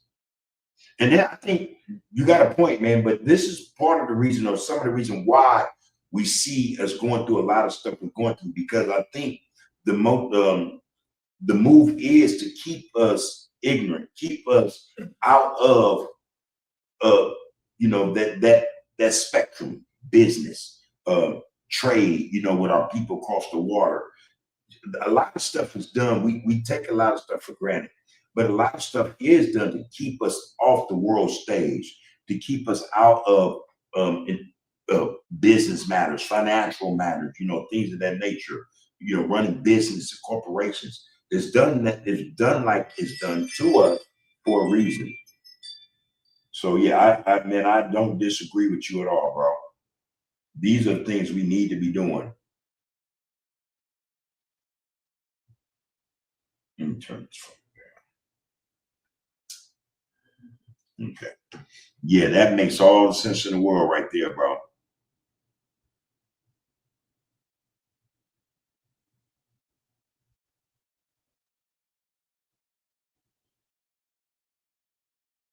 Wow. See, when they said that's a life sentence for cultivation. Wow. But meth heads get off lightly. I didn't know that. Yeah, we'll be super careful. Don't disregard my suggestion. Over there. C1, disregard that. Yeah. The homie says someone decided not to cultivate and excuse me, someone decided not to cultivate a natural organic reconnecting with West Africa after slavery. Yeah. Um, man, there's a lot going on, man, in terms of what really took place with us and our people here on the continent as well as here on Turtle Island or wherever we are. There's a lot of um what's the expression or word I want to use? There's a lot of lies, you know. There's a lot of misinformation about the whole get down, man. But I think to your point, um, yeah, someone dropped the ball. Someone dropped the ball, you know, because I have to think that even after the Emancipation Proclamation, there was still some people who came over, however they came over, and knew the language or remember, you know, remnants of it, you know, or the language, man. But for whatever reason, they didn't continue to teach or bring, you know, share that language with the people. Someone dropped the ball, so I agree with you there. Um, you know, it's not too late though. Again, you know, I'm an example of that. It's not too late to make corrections to improve, to better ourselves.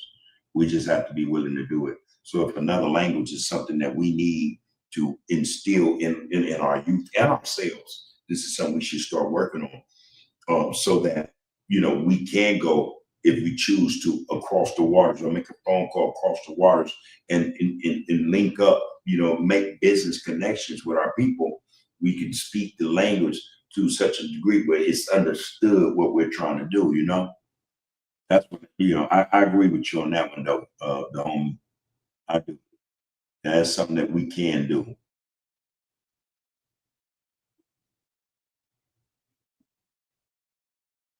Pope Mitchell podcast said, man, like you said, Bub, the women in our lives are very important.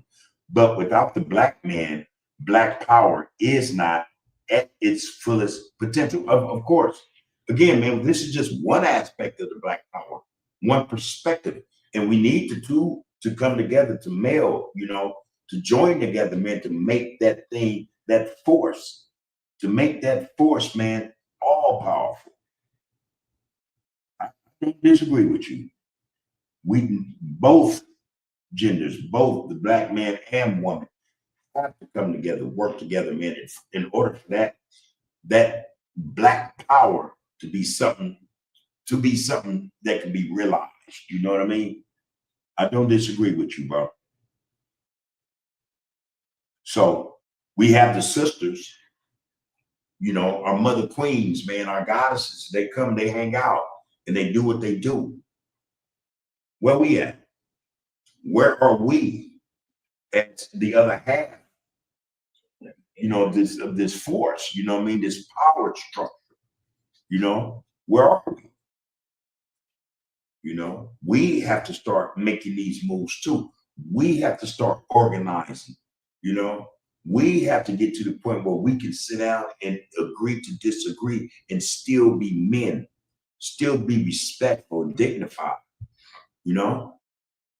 We have to start bringing stuff to the table, not to compete with our sisters, but to help, this movement propel itself and uplift our people, to work with our sisters. And, until we do that, and unless we do that, yeah, we just got one half of the perspective, and really it's sad because a lot, well, some brothers, man, that's all they do. That's what they live for. They live and wait for, our sisters, our queen mothers, man, our goddesses, man, to take care of us, to do everything for us, to do everything for us. I thought about, this was last week, man. I thought about Rosa Parks, right? And I said, now, damn it, how many brothers was in that position? And I mean, the fear, was it that great to where my brother's like, man, nah, man, I'm not moving. Arrest me.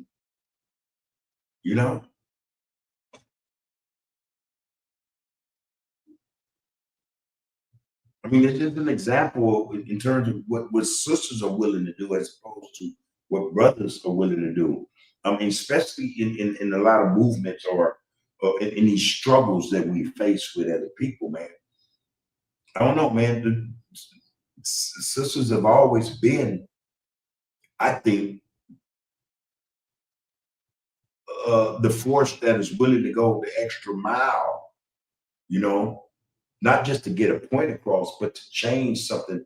Because see, these sisters are they the birth mothers of these men, and they have a certain fear, and they want certain things to not exist by the time these male children, child or babies they go beyond, above and beyond board, man, for us, when we supposed to be going above and beyond board for them. When do we get into the fray?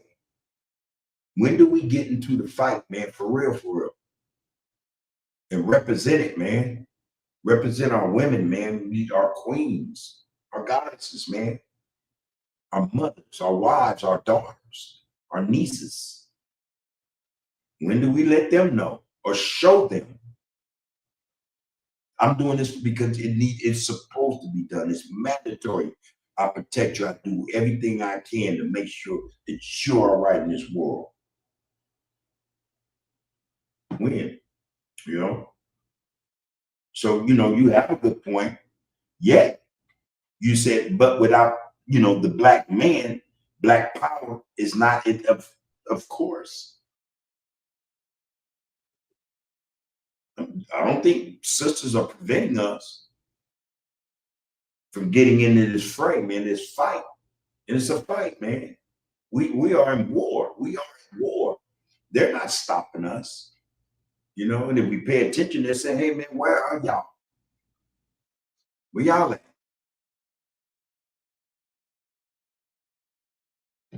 It's on us. You know, it's on it's yeah. We know this. Without the black man, the power is half it is potential only halfway. Where are we to bring the full potential, as you said, to this fight, this war we in? You know, until we in it, like they're in it, and man, we can't, we really shouldn't say nothing until we in it, just like they're in it. We need that, man. We need to do that, man. I'm impressed, man, sitting with sisters, man. And you know, again, I come from, you know, a household, well, there was just our mother, man, and then other women in our family and the community that raised us, man. You know, the individual that called himself the man, the dad, but there, man, you know. That's messed up, man. That's messed up because we didn't get the full, we didn't get the full nourishment, man, or you know, the lacing that we could have got from both. You know what I mean? I think of that. I think of what occurred in our home, and understanding that a male figure was always absent, and it made me think about my own situation. You know, I was always absent. So when I started this conversation earlier, I said, man, it took me a minute to realize that I had abandoned my children, man. I had abandoned my family. Felt like a piece of shit, you know? You know, I didn't play my part, man. You know, for whatever reason, I know why, you know? And that's the thing with us, man. We put the wrong things ahead of the situation, man. Whereas women, they don't see, it's a different perspective. They see it different, you know? They see it different. And I think, yeah, man, that we got it together. We saw it from a different perspective. Not saying that we got to run it or push it like they do, but just understand that side of it so that we can understand what our side need to be. Then we can expect to see the full potential of this movement, man. You know, at its best, man. You know, at its best. You know, we have to step up. We have to stand up. We have to speak up and speak out. You know, that's what I'm saying, homie. I don't disagree with nothing you said. I'm saying, hey, man, where are we though? Like I said, I can tell you my history, man. I can tell you what went on in the house and who never forsaked us. I can tell you who had. You know, yeah, and that has to change. You know, so what are we gonna do to change it? How do we go about changing that? You know, breaking that cycle. That you know, when we see our sisters up and ready to go to fight, then how the hell we ain't jumped up, man, quicker, you know, and be ready to fight before them. Got to get together, man. The homie says, man, we know there are direct family through the DNA, West Africans and the sickle cell um, haplotypes. Yeah, haplotypes that are exactly the same. Yeah, I remember reading about the sickle cell. What language is that though? Did you get it? West Africa. Oh, he told you. I was wondering if Swahili is a tongue they speak. Do they speak it down there? Comoros, Queen Nzinga said Comoros, as well as in parts of other countries like Somalia, Mozambique, Malawi, and Zambia, in terms of Swahili. Know what you mean? Mm-hmm. Okay. Yeah. The homie said once 1865, we got freedom, we should have started reconnecting with West Africa. It's not too late. Again, this is you get the nail on the head, homie. And like I say, we have discussions about that all the time. You know, going first connecting with people on the west coast of Africa and understanding what is it they produce, what can they produce, and how can what they produce be marketable over here. You know what I mean? How do we help get that thing up and running? And this is something we discuss, you know, at our home. But yeah, 1 second. So West Africa is like Yoruba, Hausa, Fula, Pidgin. They don't speak Swahili. West Africa.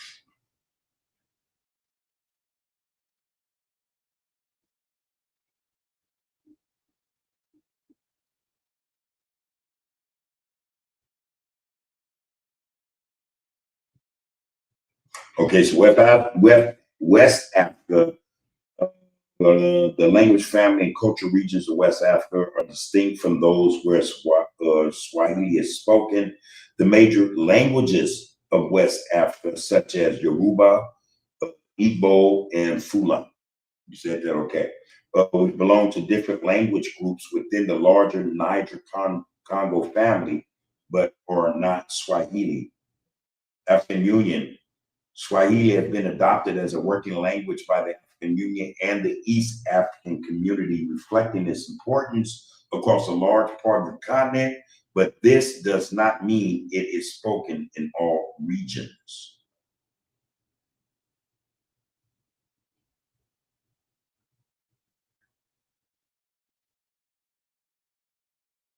I want to read that. I want to hear that. Why is Swahili language almost never spoken outside of East and Central the entire continent, Africa, including most of the world? Despite having millions of speakers, why is the language not widely spoken as a native language? Yeah, I think there might be some kind of conspiracy with this thing here. Okay, but yeah, the homie on to something though with this connecting with the West Coast of Africa, man. One more question. What does Ghana produce? Hmm. Okay. Man, look at that. Everybody know coca sales. You know, the coca bean, you know, everybody know that. As far as agricultural products, timber fruits, pineapple, mango, staple foods, cassava, yams, maize. Come on, man, what? Cocoa beans is a major global supplier. Timber fruits, pineapple, mango, banana, grains are maize, rice, millet, yams, cassava, oil palms, cola nuts. Shoot, boy.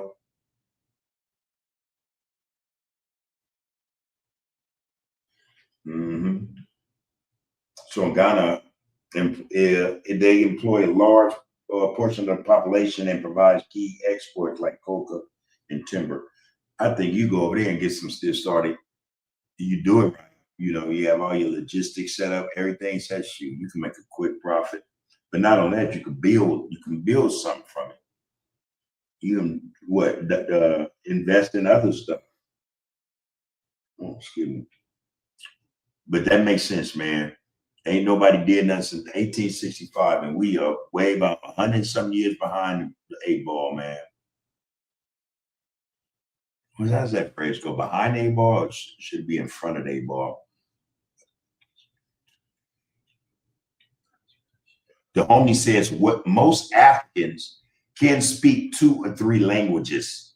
We African Americans can barely speak English. Yeah, they have what French, Portuguese, maybe even a little Italian, you know, They didn't want us to learn and English, you know, and make you wonder are they even learning Mandarin or the language Chinese speak, man, since China's over here like that. Hmm. Man. Anthony Tibbs, 5966 says, I'm late, finally get to catch the good people. Been needing this. What's the topic? All right, brother. Good to see you up in here, Anthony. We started out asking the question, what is Black power to you? What does it mean? How is it expressed, exemplified, or pushed? You know what I mean? What is your opinion of Black power? And not only that, how can or how do you see Black power working for us, if such a thing, is possible? Then that is. Screwhead 44, Rip Dirt Biker. Yeah. Yeah. Rip Dirt Bike. Dirt Biker Rail 92. Okay. How can I get some UTG wear? All right, brother. But that's on hold right now. I'm not gonna put you in that right now. Appreciate you in the get down though, brother. Appreciate you in the get down, man. I'll have something in the description about the gear. So the fact of the matter is, I'm changing the gear out. All right. A lot of the gear, I don't think it's cool to just even be selling it. All right. So there's that. All right. We had an issue with one of our vendors. What do they call them? No, it's called Opera Styles. It was called Opera Styles, but they transitioned to something else, and they were what you call a made to order type, vendor. Anyway, they moved on to something else. That was that, and then the issue came, as far as I'm concerned, where I thought the gear I initially started selling was not something that should be sold. You know what I mean? And so I said, no, we're not going to sell this no more. We have designs and new concept for gear. We're still trying to find the best. I told that, wait a minute, was that Shopify? Oh no, Printify. Somebody, my brother-in-law said Printify. I looked at Printify, man, and I was like, oh man, they gonna take a whole lot. And not that it mattered, because I don't really trip like that, but damn, you know, the t-shirt, you're gonna provide it, okay, you're gonna put the print on it. Why does that require you get half of it? That I don't know. I don't like that. But we're searching for a vendor that we think fits what we do, and not only that, but give out some good stuff, man, good quality stuff. So that's in the making. All right. I hope I answered your question though. And that was Screwhead 44, Rip Bike, Dirt Bikers, Rail 92. All right. We're on that. We're on that. And like I said, we have new gear, new concepts and stuff. We just don't want to sell the old stuff anymore. Not, with all the stuff that's on it. A whole different direction. All right. The homie said at some point, each generation must play a part in the rebuilding of ourselves. Black peoples, our generation can take the baton and run the race of language and culture, reconnection, and business deals. I think, though, and you got a point there, I don't think anyone does business like us or can do business better than us. It's just too many examples, to prove that point. Again, this is another reason why a lot was done to us to destroy, our business development.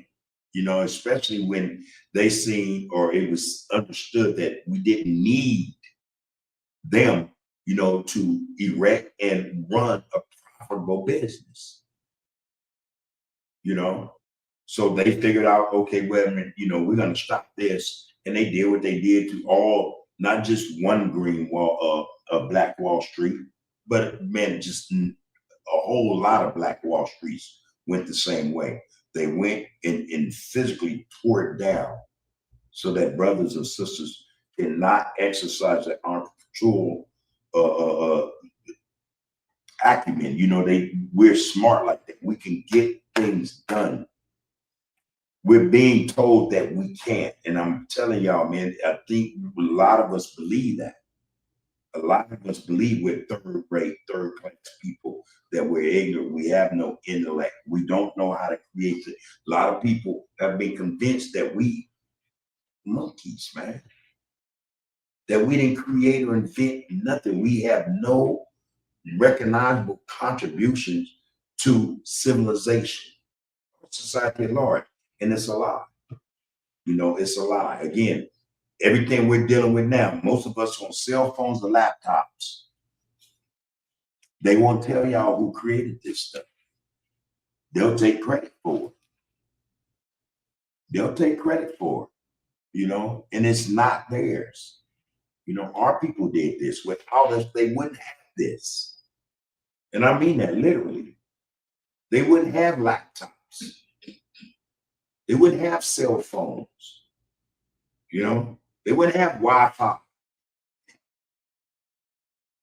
You know, but we're being told we contribute nothing to society, that we have not. You know, they even try to take the fact that our ancestors created, men built these structures that still exist after what? 5,000 years. It's been 6,000 years, 7,000 years. They said aliens did it. At least that's what they want to start telling. That's the narrative. We see that starting to become the narrative. Aliens did that. Black people aren't that smart and intelligent.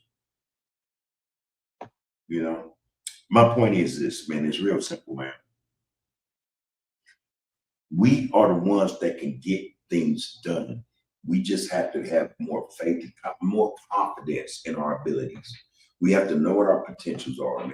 I'm telling you, man, a lot of these brothers and sisters get out of the streets, stop indulging in this senseless BS that's going on out there. And in some instances, man, put these drugs down, man. The synapses will start working again. You know, the neurons will start, you know, shooting, man, going where they're supposed to go. And that creative side of them, will start to flourish, man, and start to show itself. And brothers, man, we'll make the world an even better place. You know, and then we're in the know. We know what we're bringing to the table, and we can dictate. We can dictate how this stuff goes. This is what they're trying to prevent. No, this is what they're preventing. Us realizing our potential. You know, the pyramids is one thing. Now what? With us, man, and the knowledge and understanding we have that's locked inside us, they want to know how to get to the moon. Don't believe they went. They ain't never went to no moon, man. But they want to go. You know, well now they say Mars, but damn, you ain't been to the moon yet. And if you did, why you ain't went back? If we get past this BS, man, that we're stuck in, that they put before us, man, we'll tell them, okay, we'll tell y'all how to get a space station on the moon. And we'll tell y'all how to hyper jump from the moon to Mars. I think that's the type of people we are. But we got to get to that point, man, where we see us as the people, as the chosen people, you know, the people come from the God gene. Until then, yeah, man, we stuck, man. We stuck watching YouTube and brothers acting fools, you know, sisters acting fools, nobody having nothing, nobody contributing nothing damn to society or civilization, but to our own communities. Come on, man. Come on. The homie said, man, at some point, each generation must play a part in the rebuilding of ourselves. Black people, our generation, can take the baton and run the race of language and culture, reconnection, and business deals. In other words, man, we run this shit again. It's our time. It's our time to do that, man. But until we do, man, hey, there'll be language barriers. You know what I mean? There'll be financial, business barriers. You know, there'll be travel barriers. There'll be all kind of stuff that we'll think that we can't overcome, that's blocking us, keeping us from, excelling. Come on, man. We got to get control, man. We got to get control. We got to first start dealing with ourselves. Whatever our issues are, man, we have to, don't sweep them under the rug. Let's deal with them. Let's face them head on. Let's find a way to heal, man, ourselves and each other so that we can start focusing on our growth, man. Not just the healing process, but what comes after us healing. What are we going to do? What's the plan? But we got to get past all this BS, man, that's keeping us stuck, man, in this rut that we're in. And we are in a rut. The shit is disheartening, man. But, there are a lot of us that we don't believe. We know change is going to come. I'm one to say I would like for it to happen before my end.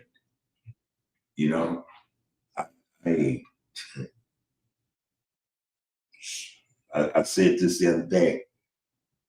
It'd be the second best thing that ever happened to me. And I'll let y'all guess what the first is.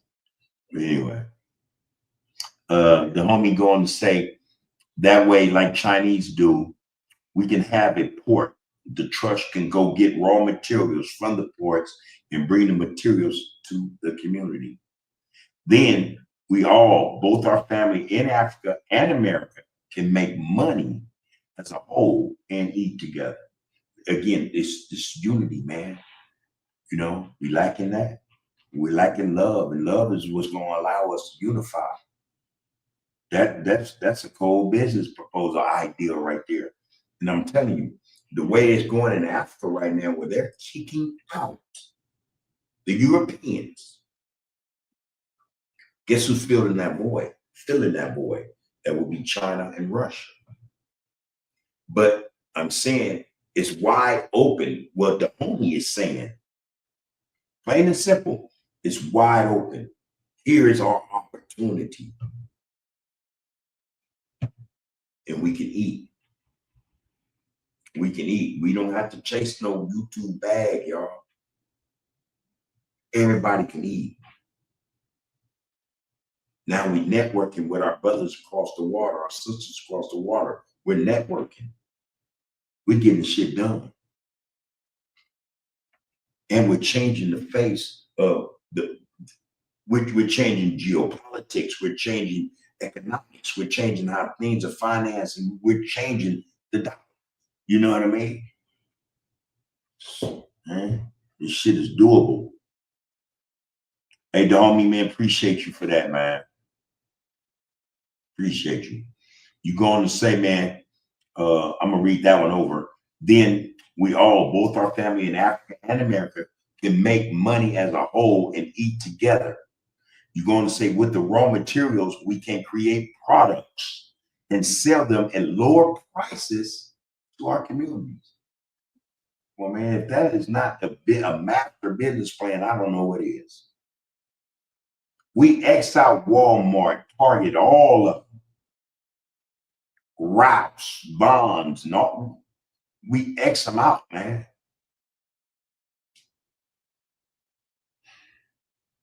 Get that money, man. That's real money.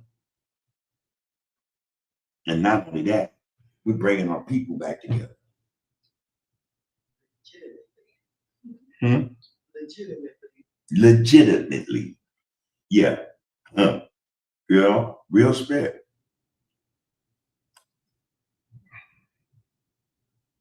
Man. Hmm.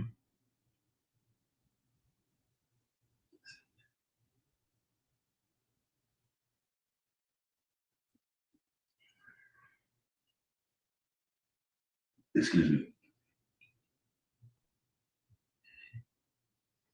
Homie said, remember, Bub, Kiswahili was invented, well, yeah, as a trade language for Arabs and East Africans to trade. So it has native words, but has Arabic too. Absolutely.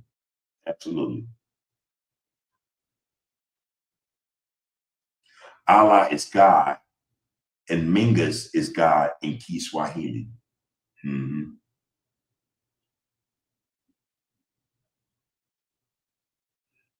I want to say the spice drills, it was, but yeah, they did help. It's a mixture of Arabic and, yeah, certain words, African words and stuff. I think Nigeria, then, if I remember correctly, is one of the main. Did you mention Nigeria? Yeah. I think it's one of the main places too. You did mention Kenya, though. Yeah. Yeah. Yes. Yeah, I appreciate that, the homie. You're on point with that. See what Dad said, Kenya, Uganda, huh? Tanzania, Tanzania? Kenya, Uganda. Those are Okay. Rwanda. See what Dad said, Zosha. The Zosha people are descendants of Ngoni clans who settled in the southeastern part of southern Africa, replacing the original inhabitants, the Koshan. I hope I said that right. Yeah. All right, see one Dad. Thank you. You go on to say archaeological evidence suggests that the Xhosa people have inhabited the area since the 7th century. And the other one is Ide, or Yoruba. Ide Yoruba is a Niger Congo language that is spoken in West Africa, primarily in southwest Nigeria, Benin, and parts of Togo. And it's crazy you mentioned Benin and Togo now. They are rising up or waking up now. Nigeria still got some problem. The people over there, the people over there got a hold. Them Europeans ain't gonna let Nigeria go. Too oil rich. But Benin and Togo are also, part of this awakening. And that's on the West Coast though, for sure. See one day it said Elon wouldn't have a self-driving car. Real shit. Oh, they're where is that? Burkina Faso. They're producing electric cars now. Now think about this, man. 2 years ago, they were called the poorest country, one of the worst off countries, not just in Africa, but anywhere. And since they kicked the French out, look at the development and the growth. Look at what they're doing, man. And not only is the so-called junta, the military, good, it's the people all in. Imagine we had that. Run some shit, man. Yeah, Elon mad about that. See one day he got competition, and they said them cars look nice too. Look nice. Devon Butchie Knox, what it do, bro? Peace right back to you, brother. How you doing, man? Good to see you in this get down, bro. Hopefully everything's everything. You and yours are well, man. Blessed, living life, man. Just enjoying each other's presence as it should be. Good to see you, bro.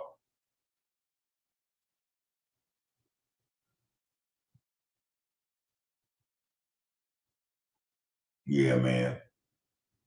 All right, the homie and C1, they let me know. Nigeria speaks Yoruba. Mungus is God in Kiswahili. Benin is the homie. Yes. What's that? Antonio Anthony, man, love right back to you, brother. The homie says, man, how come our leaders don't have none of the Ghana Nigerian self-created cars on the market here in America? Wait a minute. When you're speaking about our leaders, who are you talking about? You talking about Trump and them?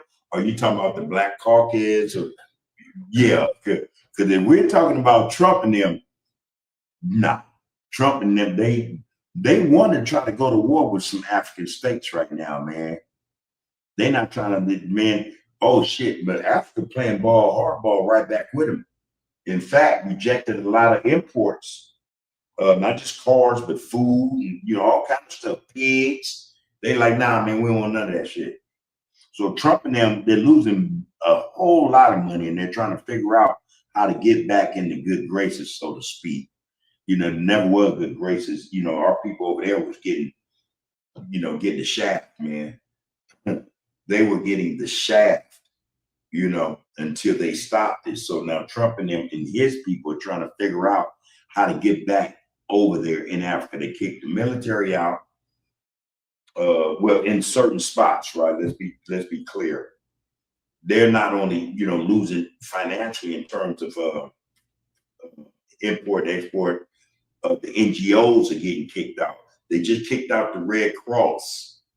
Come to find out, the Red Cross was a spy organization or was spying for the government. They got, I think that was Mali. It could have been Mali or Niger. No, it was Mali, I think. Kicked them out, like, get out of here. And I'm quite sure that Burkina Faso also did it, and Niger probably also did it. But they all together, the AES.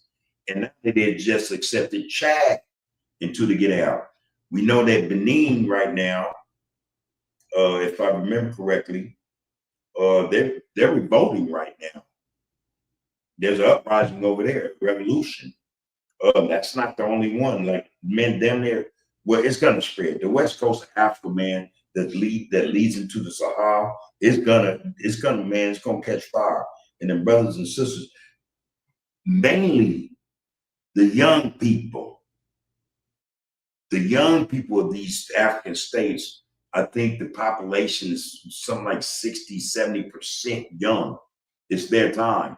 They're like, nah, we had enough. Bye. But my point is, they're taking over their commerce. They're taking over their natural resources. They're waking up now, man. Over here in North America, our natural resource, man, is us. That's my take on it. That's what I think. Our natural resource here is us.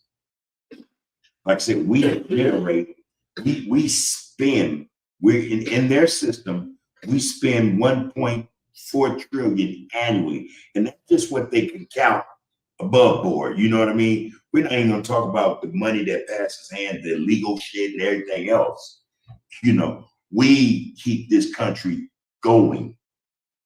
We are the natural resource over here, And I'm telling y'all, man, as soon as we wake up, man, golly,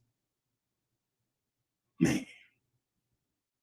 All right, the homie, he up in there, man, he dropping jewels. And thank you also, C1 Dad, for your knowledge and your education. All right, you educating us, me as well. And go for you too, the homie. Appreciate you, bro. Okay, you say China got their cars on our market. Nissan, Toyota. Yeah, yeah. And the cool thing about it, if you think about it, they actually make better automobiles than American automobiles. They say those Nissans and Toyotas are some of the best cars, man. These American cars, man, there's always something, See, one day I said my native language comes directly from both of those two language groups, which became the West Papuan language group, which then became my language. Marian. Okay. You're going to say, see, when Trump doesn't know the difference between Somalians and blacks. He hates us all. What you say? You don't know the difference. No, Trump don't know nothing, but you know, Trump a money guy. You know, he know how to fuck. Excuse me. He know how to blow a lot of money and then make a lot of money back. You know, he take, you know, 2 steps forward, 1 step back. But one thing about it, he think he's savvy, business savvy. He wants to be the best businessman. Everything to him is about a business. Everything is him about making money off of something. And that's the way they think, that everything is a commodity. Everything is a commodity. It shows in how they deal with us with a birth certificate, a social security card. That's in a way a commodity. You know, those are debts. Man, this shit is crazy how this shit works, man. I thought I turned this thing there. See, that's that phone for you. They didn't put shit in the phones, man. You can turn it off, it's still on. Oh yeah, Trump hates us. Okay, the homie says, man, African American leaders, bug, like Chinese leaders, have car lots with their cars, Nissan, etc., on American markets. Yeah. Antonio Anthony, we see you. I'm wondering what they're gonna do, the homie, about Burkina Faso and their production of electric cars now. I wonder if they're gonna allow them to come to be sold on the market here. He might charge them a hell of a tax. You know, what's wrong? Okay. Okay. That's what it is. That remains to be seen. I want to see what happens with that. I can't wait to see if they will allow that. The homie say we could African Americans have the Nigerian and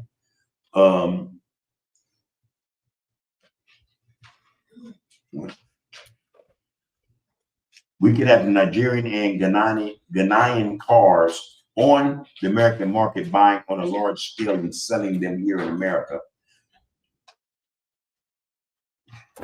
Yeah, we could. I'm tripping on this though, man, the homie. With the way Trump is acting towards Africa right now, from South Africa on, you know, everybody, you know, I think he would make it very difficult for them to even put the cars on the market. He would charge them too much in terms of tariffs and taxes. I don't know, man. I don't know. He got issues with Nigeria right now. Nigeria is starting to put locks on their oil now. You know, they're not getting along. But, you know, I think they'll fall in line soon enough because the puppets are still in office over there. Ghana, I don't know, man. I don't know. I'm gonna have to look into that one. You say Ghana been having self-made vehicles. Yeah. Mm. And that's why I think Burkina Faso in the game now, because they have them, where they're producing them now. I didn't know that Ghana had cars over here. You know, well, do they have cars over here? And Nigeria as well, do they have cars over here? Anthony Tibbs says, we really don't know our natural and true abilities as a people. Those are facts, man. And again, I say that's because they've been stymied. We've been convinced that you know, our natural abilities are nothing. You know, there's nothing super about us. That our natural abilities, you know, are inferior. You know what I mean? Then we got everything that we got to deal with here in America, North America, that helps to push back further our genius, you know, our abilities, you know, our natural ability to surface, man, and produce those things that I think we're capable. You think we're capable of producing that could very well not just change the world, but change the lives of melanated people. So there's a lot I think at play. There's a lot that I think at play that is at play, and it's there, you know, purposely. It's come on, you know. I think it's purposely. It's done purposely.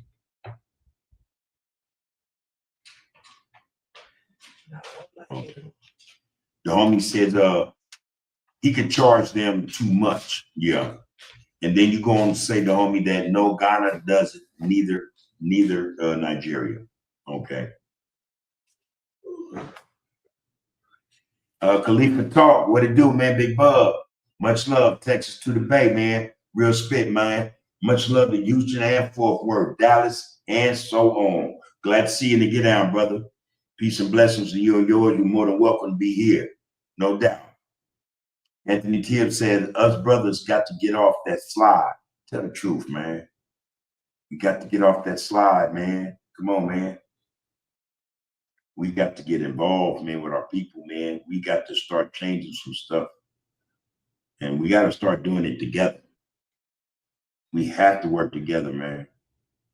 The homie said the reason they don't is on the reason that they don't is on our African-American leaders. If Chinese Americans can open car lots, how come African Americans can't open car lots with African cars? Because I'm gonna tell you, and what what you're saying makes sense. But I'm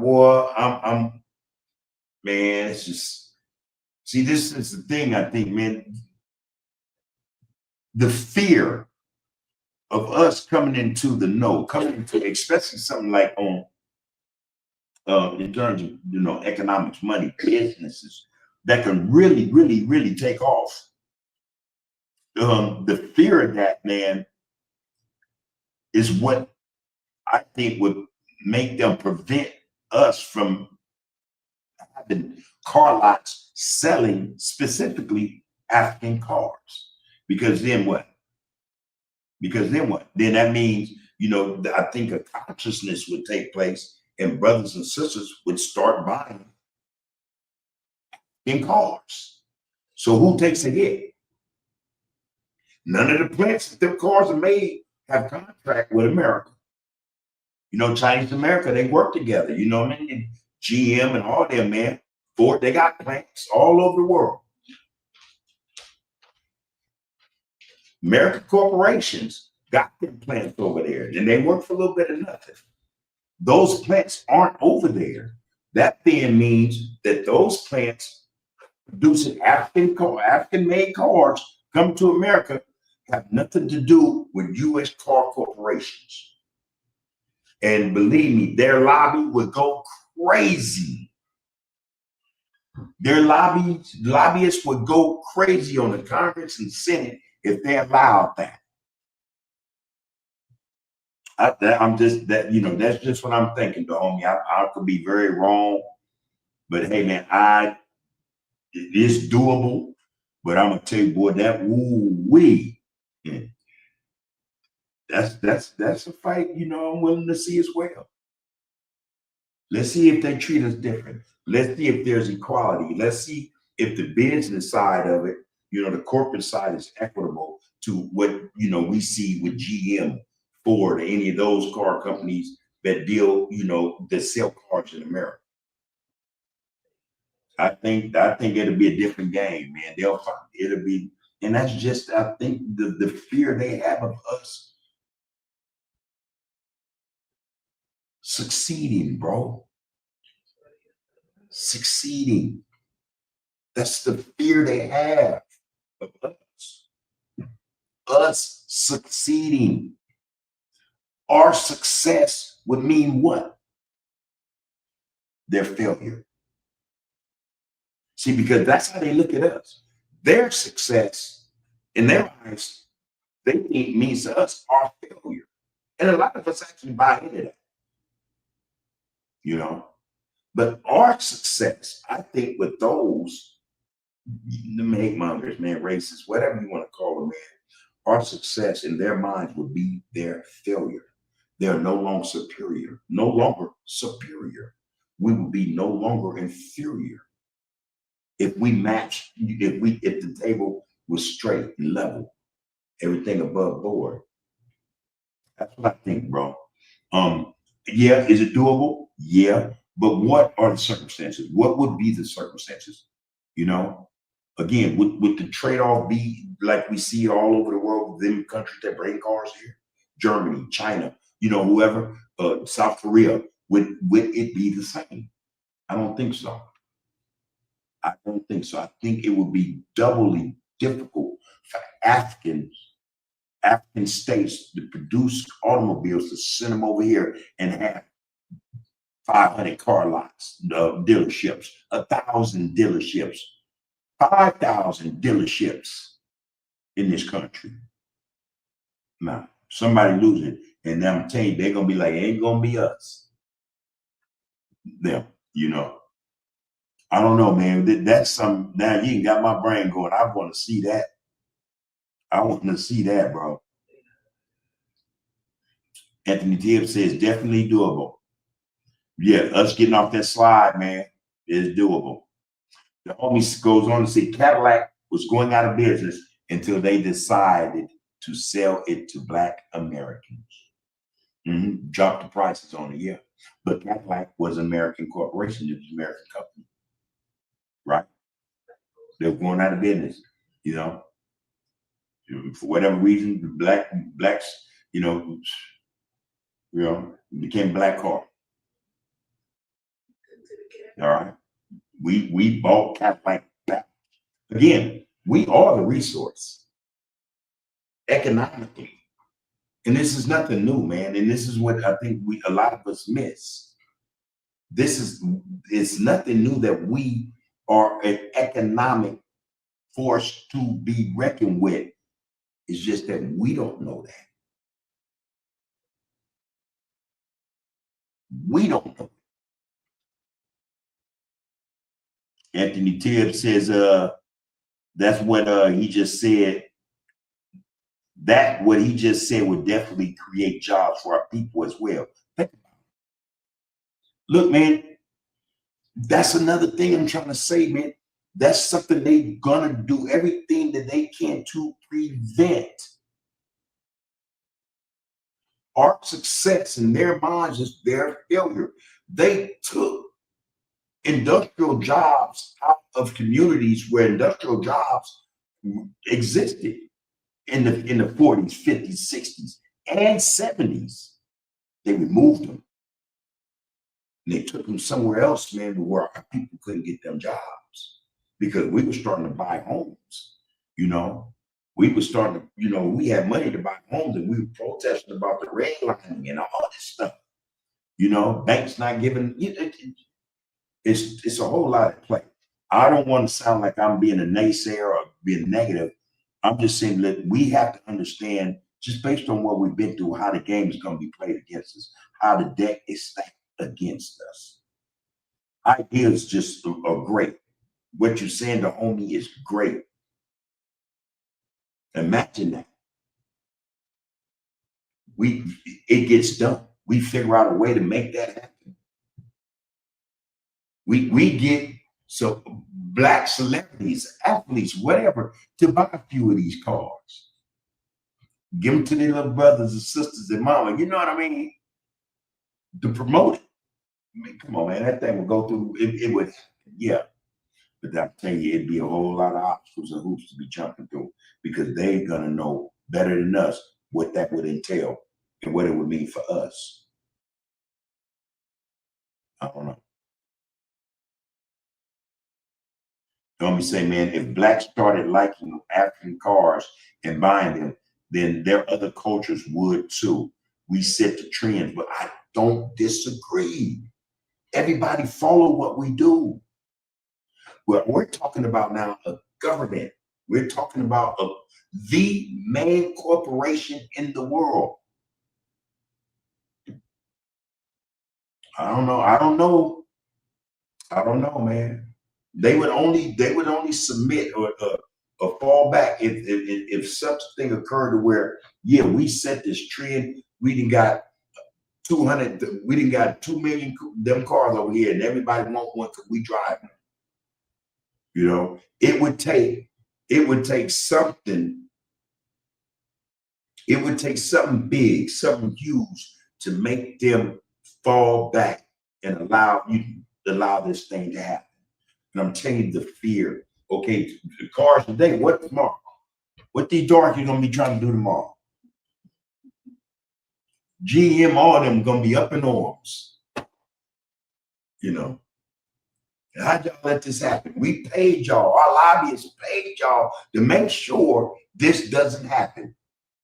This is an American corporation. Can you just hear the spiel now? I don't disagree with you. We set trends. Everybody do what we do. Want to be us. I don't disagree. But we're talking about, man, ooh. How much does the car industry make annually? GM for the, in America.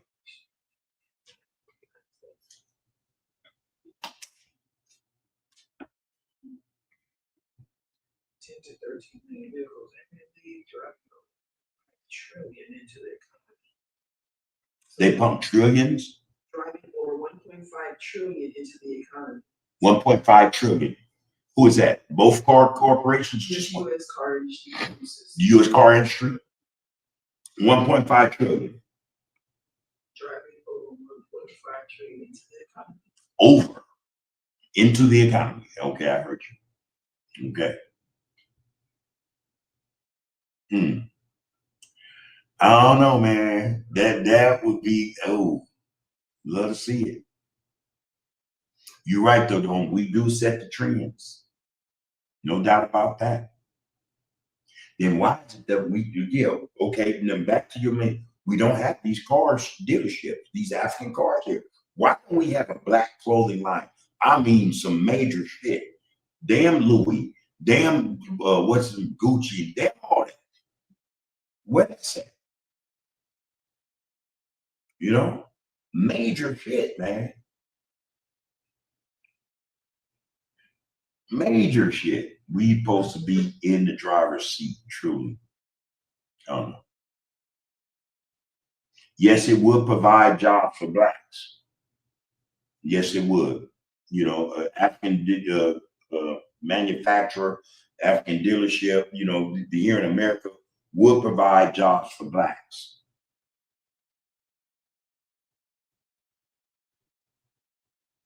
See, when they said in Australia, we are really lucky. We have a huge population of African nations. If you walk down my local area in Footscray, Leeds Street, and Nicholson, St. Melbourne, I guess you're saying you'll see them. You'll see the African population. She said I was shop for textiles every day. All right, the homie says, Bub, let's start an Afrocentric news reading time on the channel where all of us participate in reading the current political situation going on in the global theater. I would love to do that. Just like I would love to have, a book club where we want to educate ourselves. We want to read these things that we need to be reading so we have understanding. I'm more that, man. Anything that's going to uplift, that's going to inform or be informative and educational for our people, I'm down for, bro. I'm down for. I will make the effort. I will make the effort. That might go over better than the book club, as a matter of fact, So I'm going to read that again because, we're going to try this then, bro. All right. He said, Bub, let's start a Afrocentric news reading time on the channel where all of us participate in reading a current political situation going on in the global theater. I'm down. Under the Groove is down. You down, you under the groove. Anybody else under the groove, we down. This platform, this podcast is down for that. I think that's an excellent idea. You know what though? Babe, what's supposed to be there? Yeah. What he just said. Yeah, all things politics. There you go. Man. Good idea. Appreciate that one, Dome. Good idea.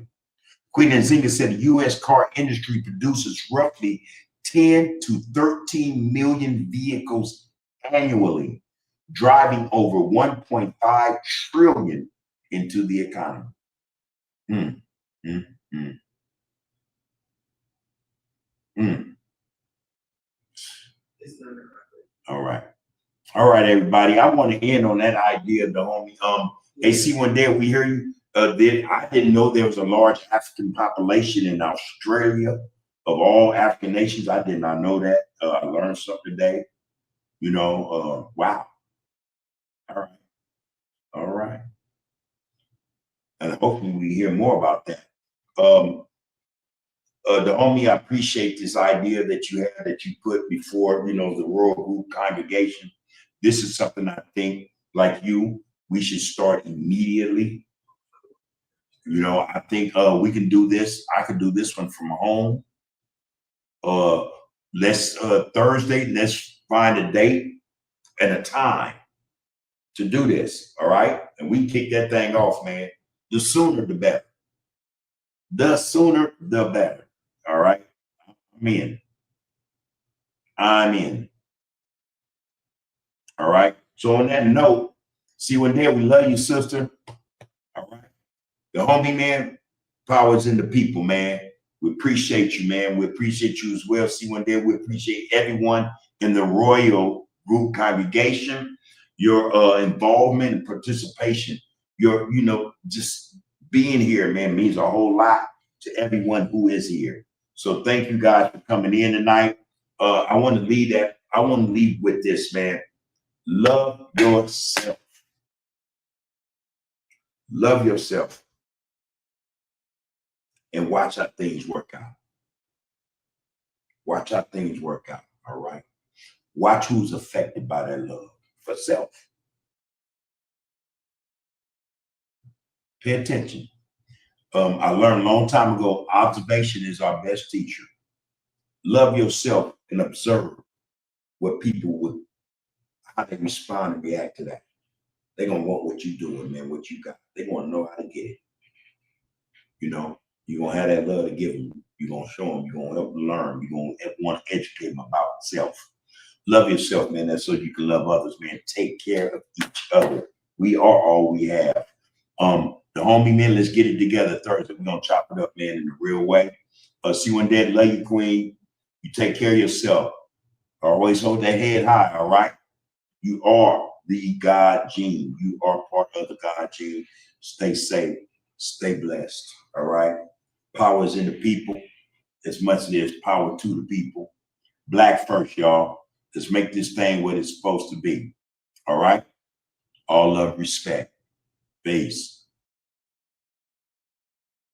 Count the names, count the bodies, count the victory. Cullen Hughes, Hearst, the write of future history. From the Apollo to the borough to the sphere. Where the echo of those Harlem nights still ringing clear. So when they ask what happened in those tenement flats, between the spirituals and where consciousness is at, tell them we transform suffering to scholarship and song. Tell them we've been telling you we're brilliant all along. The Renaissance will prologue every decade since the sequel. Every black child born's continuation of the people who survived the Middle Passage, survived the Jim Crow laws and built magnificence from nothing but their vision and their flaws. That's in the sergeant. This is once a less than Hatters, hats, and Mercedes. Please don't you, I can't stop us. Power sensitive project, the appeals for polls. Need your data, tropes, and constantly problem when the wedges want to build the season bait. Now don't get the pause. It's just erasing up the times. Plead the walk and soft domain. Make it honor fans. Turn the neck and love the durn. Suffer sacrifice. You went from the preaching up on side is each alone. Bitch on the shit and untrue seeing vet someone that varied in from Gary Land. Be hell in heaven, you see what the banner fin. You wait something for the marker rate to keep him full the club and saw the bloods to the sang of land is carried open stone to keep us lucky on my mother record generosity for the he and let the peasant be and every time we keep a spawn.